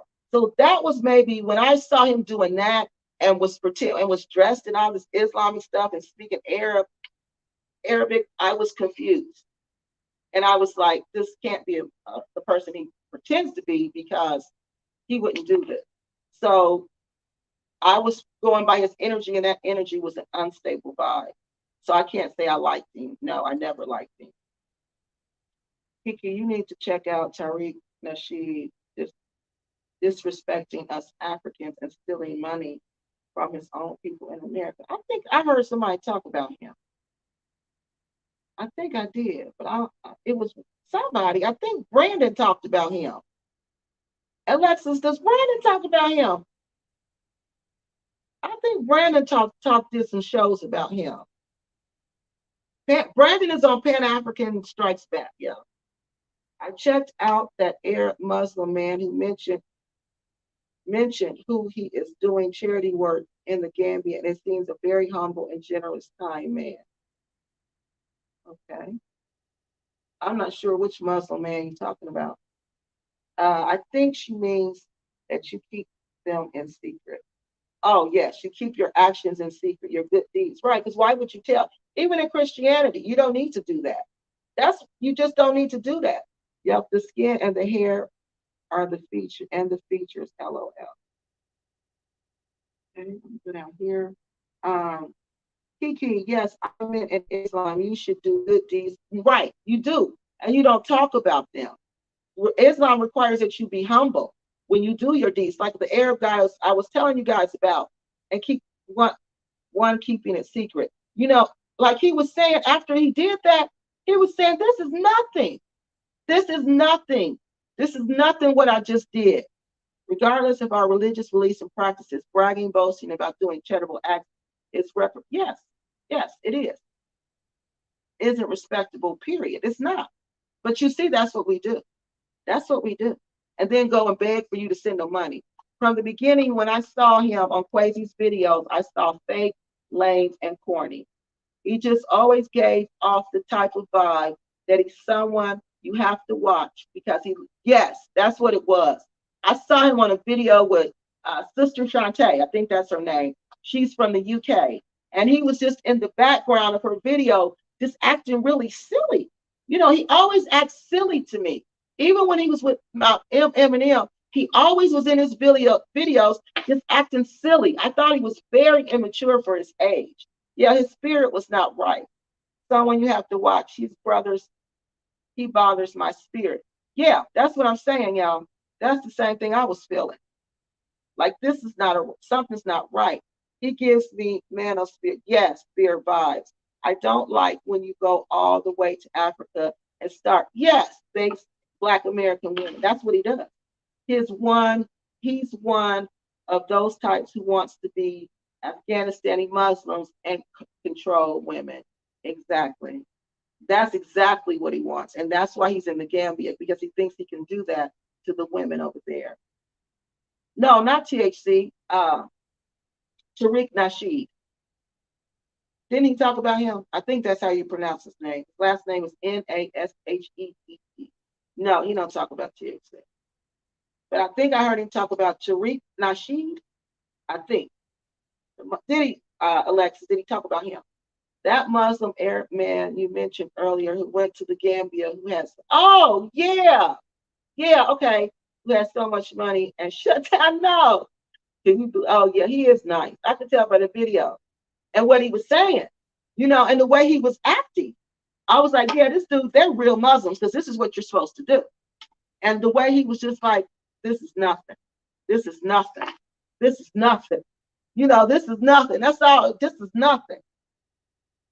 Okay. We have empathy ability. Yeah, empathic abilities, picking up spiritual energy and nonverbal communication. I learned to accept people for who they are and protect my energy. I will pour into you if your spirit's yes. And that's what it is. When you're an empath, you can pick up people's energy. That's what you go by, energy. So you're going to feel their energy before they say anything or do anything. And that's going to let you know whether this person is somebody you need to deal with or somebody you need to steer clear from. I saw that videos about these young Arabs supporting the Gambians too. It was. I liked it a lot. I was really impressed. I really was impressed. And not one time did you notice he didn't say, send your donations to my YouTube channel. Not one time. Not one time did he do that. Not one time. So, all right. So now we're going to talk about how he said, Happy Companion put out the myth that the Hutu and Tutsi genocide was started because of color. That's what the whole fight was about, okay, which is so untrue. So the Hutu and genocide, he says the whites, that they favored the light-skinned people, which they did. The colonial powers did do that, okay? But let me tell you, let me back up. If you study West African history, you will know, okay? Whenever the colonial powers would come in, the first thing they would do is they're going to upset the royal leaders. They're going to take the royal leaders out. I can't get up and stop the phone ringing, y'all. I hope y'all can hear me. They're going to take the royal leaders out of commission, okay? They're going to take them out. That is the first thing they're going to do. So with these royal leaders, okay, the Tutsi were the royal leaders. They were historically the caste. They were in that caste system where they were the leaders, okay? Yeah, the Tutsi. I want to make sure I get it right, okay? So when the Europeans arrive, the Tutsis are in charge, okay? That's what they did. When they went there and found out who was in charge, they were going to do backroom deals with other groups to try to put that group in charge, so that group that was their friends will become the new leaders of that country. Okay, so remember that. This is what they did wherever they went. All right, so the Belgians colonial rule, this is what they did. This is what the reasons of the genocide, okay? When the Belgians ruled, remember, they knocked the Tutsis out of power. They took them out of power, okay? They denied them political power, and they denied them education political power was denied to the Hutus, okay? Let me make sure I got this right. Yes, the Hutus, okay? It was the Hutus. They labeled the Tutsi as superior to the Hutus, all right? This is what they're in their ears saying, that the Hutus are superior to the Tutsis, okay? They're telling you this all the time, okay? So they're saying they're light-skinned, they look better, they're finer, everything, all right? So with Belgium saying this, and then Germany took control, they were still saying this, okay? And then what they did, okay? They used the Tutsis to dominate the monarchies, okay? They were mature. They were the monarchies, okay? So this was actually what the historians are calling this. They are not calling this from colorism, okay? This was class warfare because they were denying one group access to education and political power, which gave them opportunity. Beautiful! Hold on, y'all, because she's just going to keep calling my phone. Beautiful! Please stop precious and tell her I'm doing a live and quit calling my phone. I'm sorry. Okay, so where are we at? This is what they call class warfare. This was not about colorism. This was about one group being denied access. Okay. The Tutsis were perceived to have greater wealth and social status. And that's what led to the conflict. So this all started, we're going to back up because it all started in 1959. We're going to look, it started before that though, actually. I'm going to tell y'all some laws, okay, that put all this in motion, okay? The conflict started in 1959. It was a political movement against, by the Hutus against the Tutsi, okay? There was massive killings of the Tutsi, okay? And it led to the downfall of one of their kings, okay? And this person was exiled, okay? And many of the Tutsis had to go into neighboring villages, countries, because they were under attack. So what King Charles did, he divided the land between the two groups, okay? This was supposed to be his solution. So he gave the Hutus some land and he gave the Tutsis land, okay? But the Tutsis got the bad land, all right? They were upset because they got the bad land. Again, access to economic opportunity, okay? So in the 1960s, they put in place anti-Tutsi programs, all right? These programs, these anti-Tutsi programs, okay? These programs were created to deny the Tutsis access, equal access to opportunity, economic opportunity, and social opportunity, okay? The Tutsi tried to fight back, but they were unsuccessful with their attack, all right? So in 1963, go lay down, Kiyomi. In 1963, 9,000 Tutsis were attacked by refugees. No, Kiyomi, go sit down. By refugees, and they were not allowed to return to their country. So look, all of this is building up. All of this is building up, okay? All of this is building up. So the refugees aren't allowed to come back to Rwanda. They're not allowed to go back to Rwanda, okay?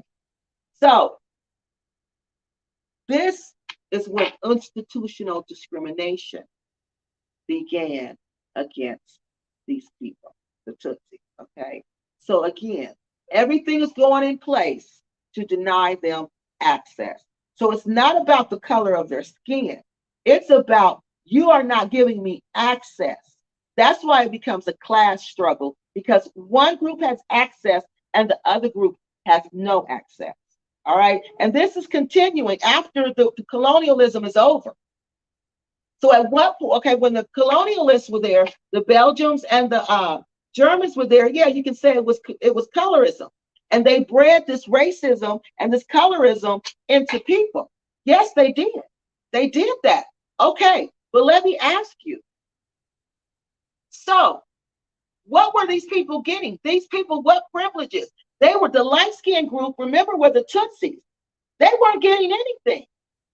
They were getting denied access to every single thing. Remember, the Hutus were in charge.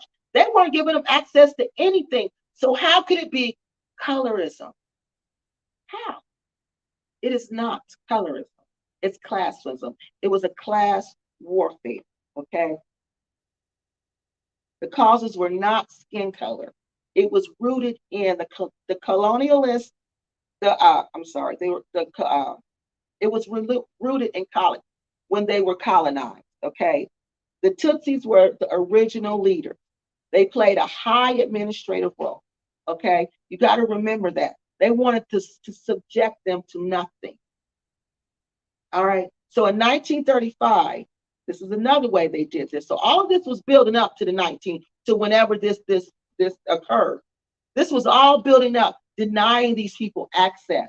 So for this man to try to say this, to minimize this big denial for years and generation of access to opportunity, to education and political power, to economic freedom, to just say, oh, it was colorism, it was light-skinned privilege. No, this war was not about light-skinned privilege. This war was about classism. This genocide was about equal opportunity. Excuse me. This was not racism. This was not colorism. This was nothing more than the denial of economic and social division of people. All right. So my source for this was called it was a paper that a professor wrote. It's called the critical reflections on ethnicity and colorism. Okay. Then there was another paper called Rwanda and the racist myth, because people want to put that myth out there like it's true, and it is not true. That was not about race. It was not about light skin. It was not about colorism. It was about economic freedom. All right. So now we are going to talk about colorism, because we got to hurry up. What is colorism? Let's define it, because you know I'm big on definitions. Colorism is a practice of favoring light skin over dark skin. Colorism is used to determine someone's character. That's why colorism is so dangerous, because they will use color, your skin color, to determine whether you're a good person or whether you're a bad person. This is someone who practices colorism. All right. Colorism is very pervasive, and it's rooted in racism, and it cannot exist without racism.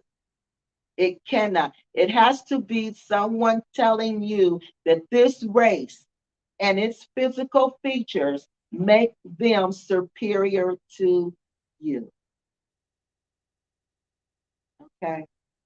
That mindset has to be there for this to even exist. All right. So someone must value. So look, like I was telling you, for this concept to be true, this person must value and it must perceive that skin color gives you superiority in life. So they've already bought into this racist ideology that one race who's light skinned, who has more features of European, they are superior.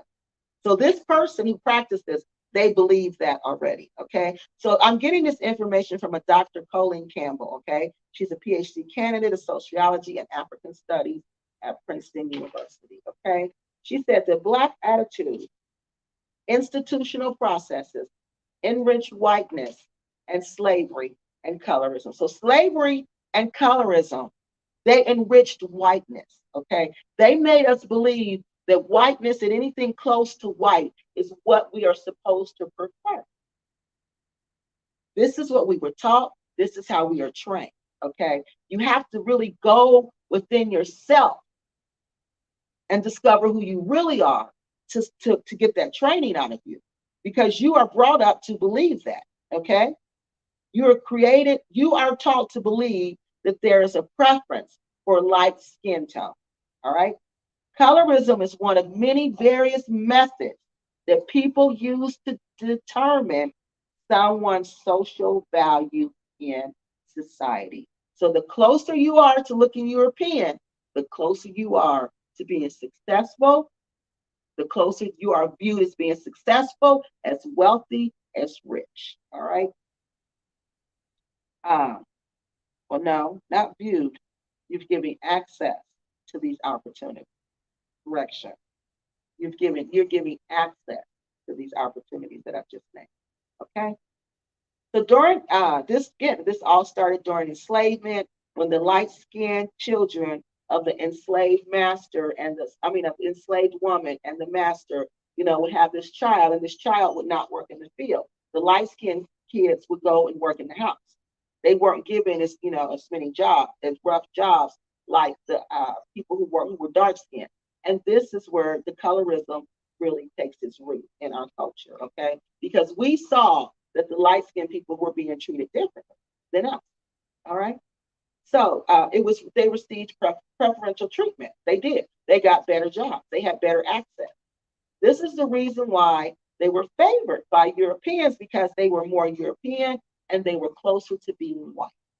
So that's why you see the happy companion always wanting to embrace these European. I want to be a Tubab. I want to be an Arab. I want to be anything other than a black man, because in this society where I come from, the black man is the lowest thing that you could possibly be.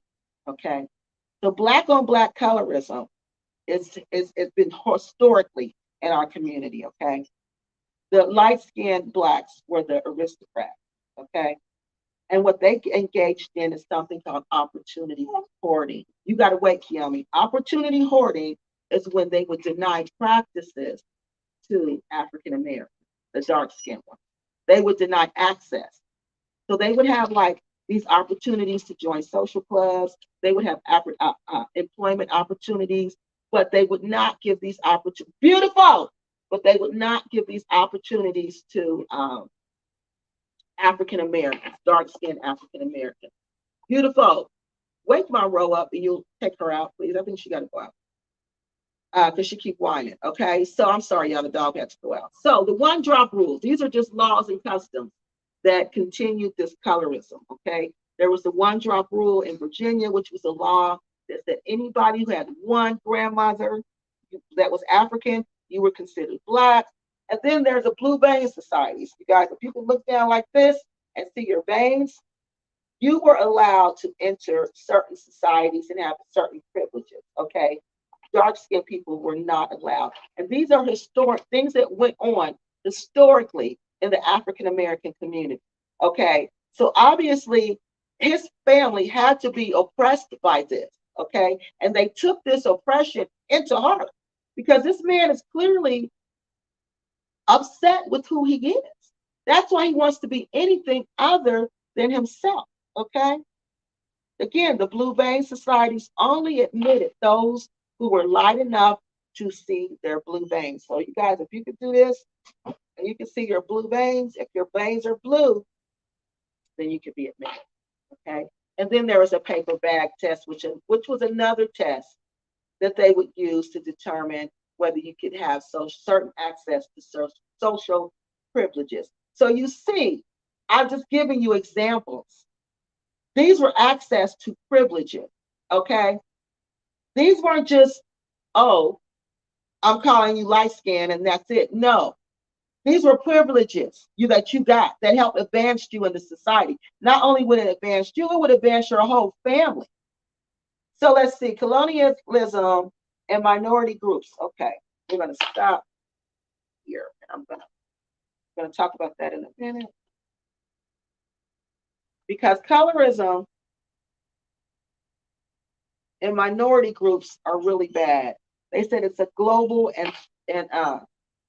okay, colorism, listen, is a global and structural social construct that is rooted deeply in racism. So this colorism concept comes from racism. Okay. So it exists within racism. It cannot exist without racism because you beautiful, because you got, come here, because you got to have the belief, I'm sorry, y'all, the belief that one race is superior. You're not going to take her out? I told you. Well, okay, she needs to go now. You're going to have to take her by yourself. Okay? So it roots deeply in racism. It exists within many groups in the African American community. Okay?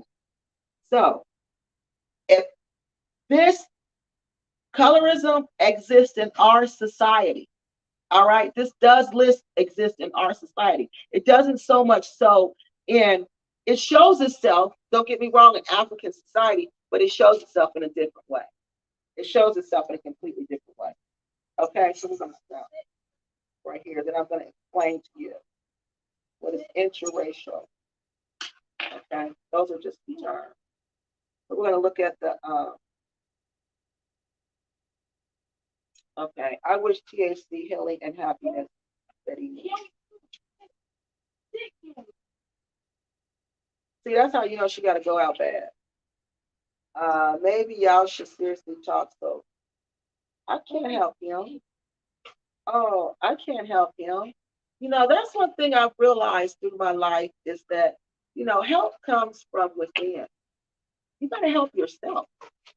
You know, God gives to you the power to help yourself. You know, he reveals to you ways. He puts people in your life. All he has to do is log on to my channel. You know, but as for me going to him saying I could no, no, no, that will never happen. He has to help himself. Health comes from within. Healing comes from within. You have to heal yourself. God gave us the power to heal ourselves. You can't look for somebody outside of you to heal you. You got to do that yourself. Yeah, and he doesn't even see he has issues. Exactly.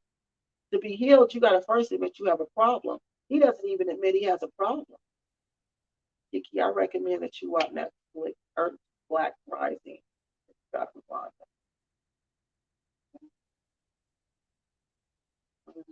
Okay, I see. Yeah. No, healing has to, people have to be want to be healed. That's one thing I know for sure. Colorism is, yeah, it's extremely dangerous, and yes, it's rooted in racism, originated in the, yeah, with the white European invasion of slavery, colonization, yes, and that's what it is. Racism creates mental illness. It really does. It creates some type of mental illness. Wasn't he offered? Wasn't he offended as well? No, he wasn't. He liked that. He wasn't offended. He said that was proof that he was light skinned and that was a privilege. No, he wasn't offended because he doesn't want to be black. That's what you got to realize. He doesn't want to be black. He doesn't want to be African American. That's why he's identifying with everything outside of himself.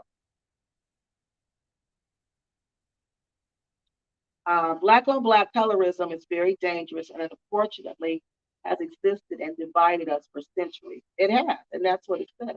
Yeah, that's what it says. That's why colorism is so dangerous. Exactly. The visionary of love. I think it secretly likes being called a two. Yeah, he did secretly like being called a two bob, and that's not. Yes, that's what he said. Exactly it. That was acknowledgement of his light skin. Okay, so colorism is a big problem in the minority community. It exists in our community, and when you see that happen, it's called intraracial. Okay, and interracial just means it's happening in our group. It also happens inside, it's systematic also. All right. So you'll see colorism. We practice colorism, and then the systems within the United States will practice colorism. Okay. Colorism impacts your social advancement in the United States, and it deters your social advancement. All right. It deters the social advancement of dark skinned people because in the United States, whites have a preference for lighter skin, and it's true, lighter skin African Americans and white. And you can see this. All you got to do, if you don't believe me, that's what she says, the doctor said.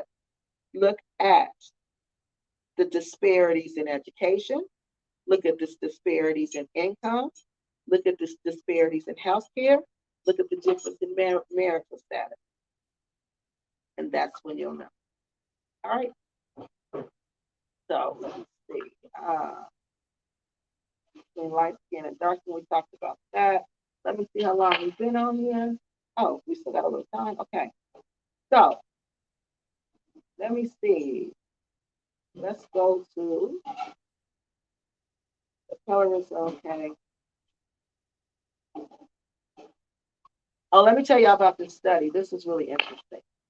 There was a study that they conducted to see if it's really true, if colorism theory is true. And in this study, they found that when they would show pictures of African Americans, that this is white people now.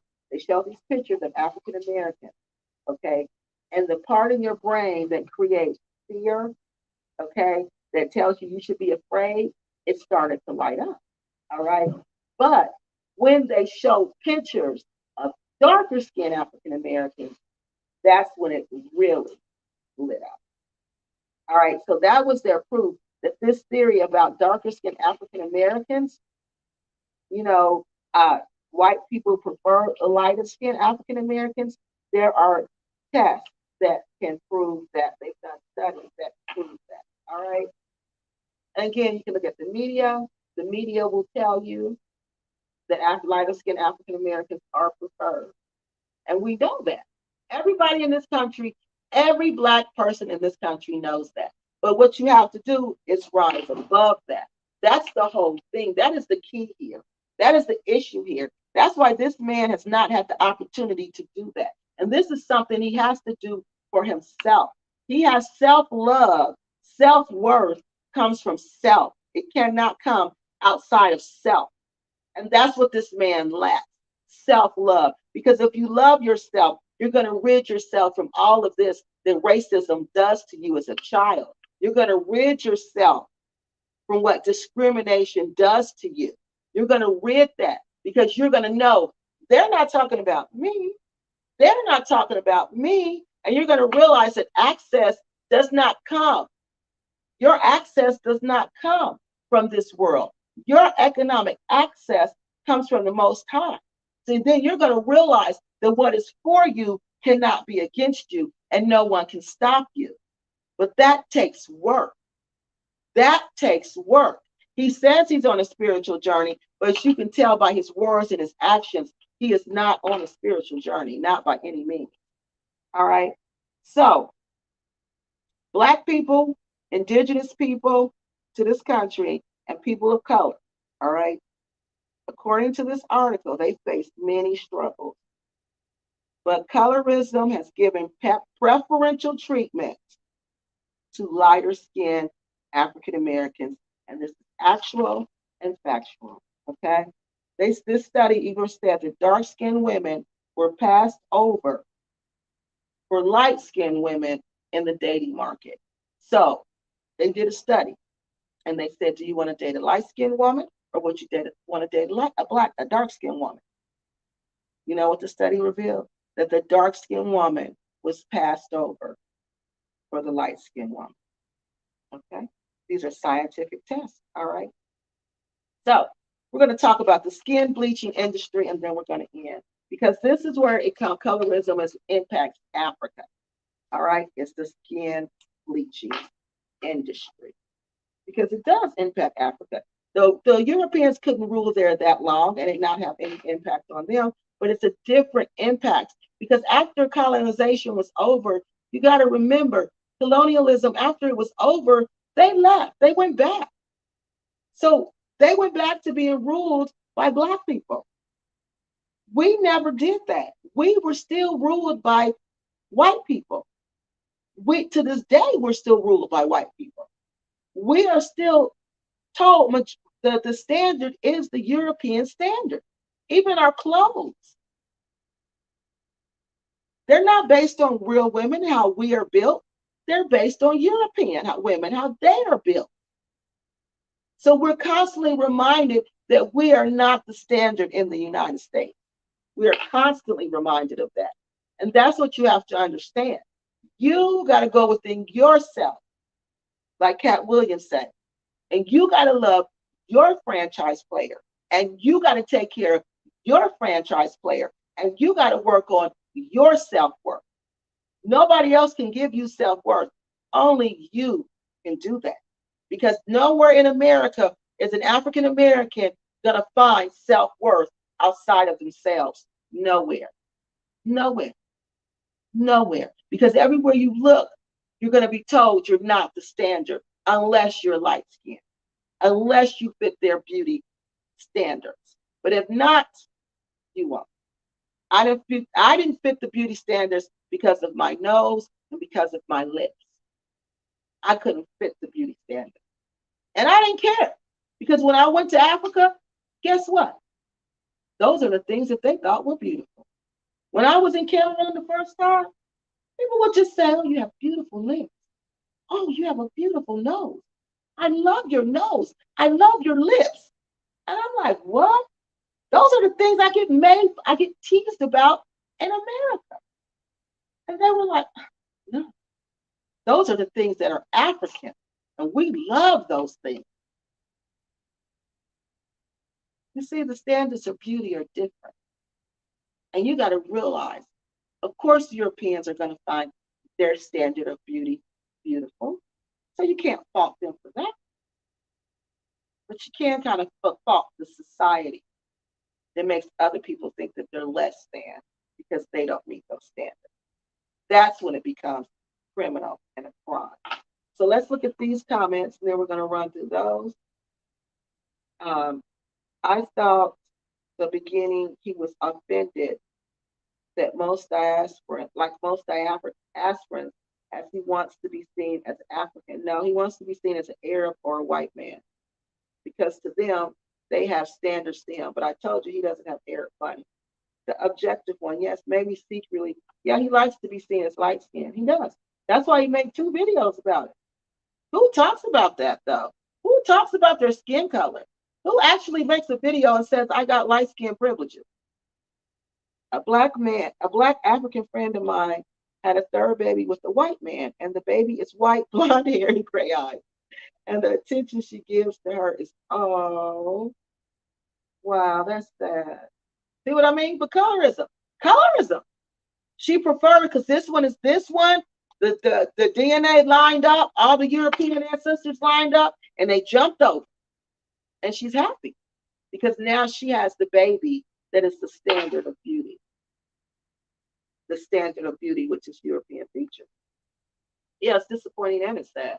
It really is, because think how the other kids are going to feel. I think most are full of it, especially when they are light and started saying that they want to be darker. They're full of it. They don't want to be dark. They are extolling it in. They're extolling it in. They're just holding it in, so they don't want to be dark. So you think the light-skinned people who say they want to be dark, say, I wish I was darker, they really don't want to be dark. Well, let me tell you, in America, that might not be so much a lie. Because I've had really light-skinned friends who were black. Like I have a niece who's black, but she looks like she's mixed. Okay. So when people ask her, is she mixed? She gets really offended. She's really offended because she's not. She wants to be seen as just African American. She doesn't want to be seen as mixed. So she gets offended by that. She gets offended when people say, is your dad white? She doesn't like that. She gets offended when people say, is that really your mom? She gets offended by that. So it can have a negative effect on them also.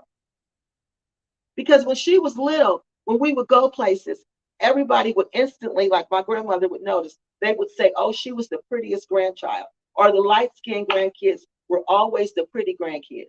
The dark-skinned grandkids, not so much so.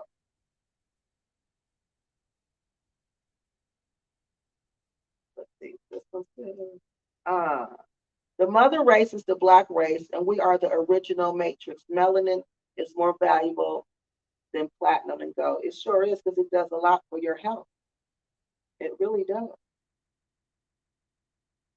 When it comes to life survivable, everybody goes searching for it. Yeah, they do. True. And it was this one said. I'm sorry, I'm trying to get this one up. How can she possibly cater more to want to her lighter baby than the other kids? They've all, yeah, but they do. It's very disturbing. Yeah, I've seen that. And she's right. I have seen people do that. So he wants to have both, talking all the time about his African DNA and how, have you noticed that? And not about his white DNA. He's all over, he's from all over Africa, y'all. He has so much DNA from every continent, every country. I can't even believe it. That's how you know even his DNA is a lie. But he also wants to be seen as light skinned. Y'all, please, he needs to stop. That's what I'm telling y'all. This person cannot be trusted. This person is emotionally unstable. Colorism doesn't affect me because I only deal with the pale complexion in business only.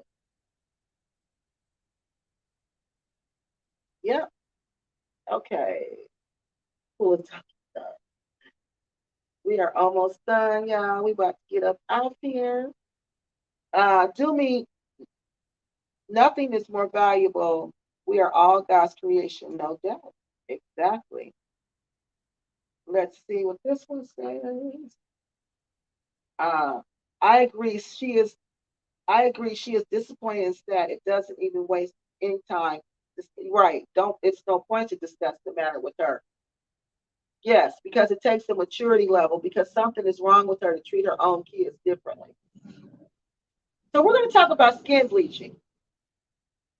Skin bleaching is really where you see colorism, taking hold in West Africa. Okay, according to this article, skin bleaching art, creams and soaps and peels are a multi-million-dollar a year industry. Okay, it's profiting from the stigmatization of dark-skinned people. Let me say it again. It's profiting, this industry, this bleaching cream industry is profiting from the stigmatization of dark-skinned people. Okay? So where colorism is has exists pretty much, okay? Because these dark-skinned people know, okay? They know that if they're lighter skinned, they're going to have access to more men. And more men means access to more wealth. So that's where you see it in Africa, okay? It's in relationships. Like the men will prefer the light skinned woman, so that's why the light skinned woman will bleach her skin because she's doing this to appeal to men. Because in her mind, one of the men with money, they're going to want me because I'm light skinned. It's going to give me more economic opportunity. Okay. This bleaching your skin, they said, is a century old practice and it's common throughout the world. And it's achieved through creams and peels. Okay. It's in widespread practice throughout all of the world. And they said the only way we can combat colorism is through having what we did today, by having an honest conversation about racism, doing self-reflection, reflecting on who you are, like I said, reflecting on what you believe about yourself, and change. We got to change the way we treat each other. We have to change the way we see color. Okay, we must get to a place where it's intolerable for people to be judged by the color of their skin. Y'all, I'm gonna have to take this dog out. Okay, so I gotta really hurry. Okay, so that's where we got to get to. We got to get to a place where we're not tolerating this anymore. And that's the place that I'm at. All right. We got to use our social privileges for good.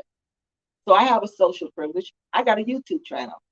So I'm going to take that social privilege and I'm going to use that social privilege to put an end to all these lies about happy companion being light skinned, being Arab, and tell the truth about what he really is. It's a very insecure man who's been disturbed mentally by racism and colorism. He suffers from that. Okay? So that's all I got. I'm going to go through your comments and then we're going to get off of here. All right? So that's what you see. This man is mentally ill and he suffers from colorism. He wants to be he wants to be anything other than himself. Well, I have to admit, I only date dark-skinned men. But is that for financial reasons or is that just what you prefer? They're doing that because they think it gives them access to money.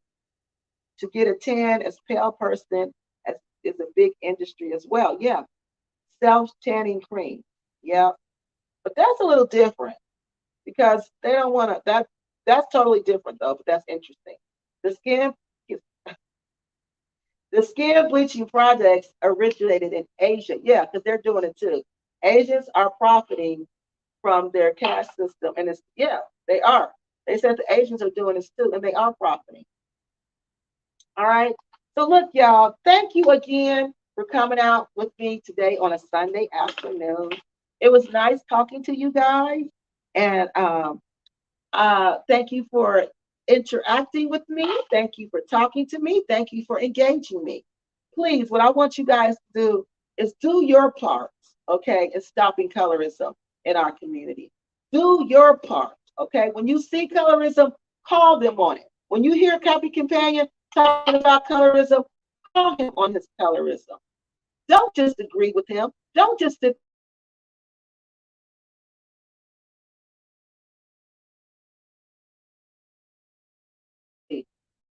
what she said. Kill me, I'm coming. So it says, I have to admit, okay, we only said that. Okay, dark-skinned men, and my husband was also dark-skinned, but that's just my preference. And I love my chocolate bake. See, yeah, it's a preference. It's not for economic reasons. They're doing this because it thinks it gives them access to more men for economic reasons. Because you remember, the men support the women, and marriages in Africa are not for romance, they're for money. All right, so that's all I got. Thank y'all for watching. Thank y'all for spending 2 hours and 10 minutes with me. You still got time to enjoy your Sunday. We don't have to go to bed now. It's not late. So you guys have a good day. And remember, if you see colorism out there, make sure you call that person on it. Make sure you say, stop it. We don't do colorism around here. All right, so I'm going to end this broadcast here. And then I'm going to go over here. And I'm going to end it over here. All right, I will see y'all next week.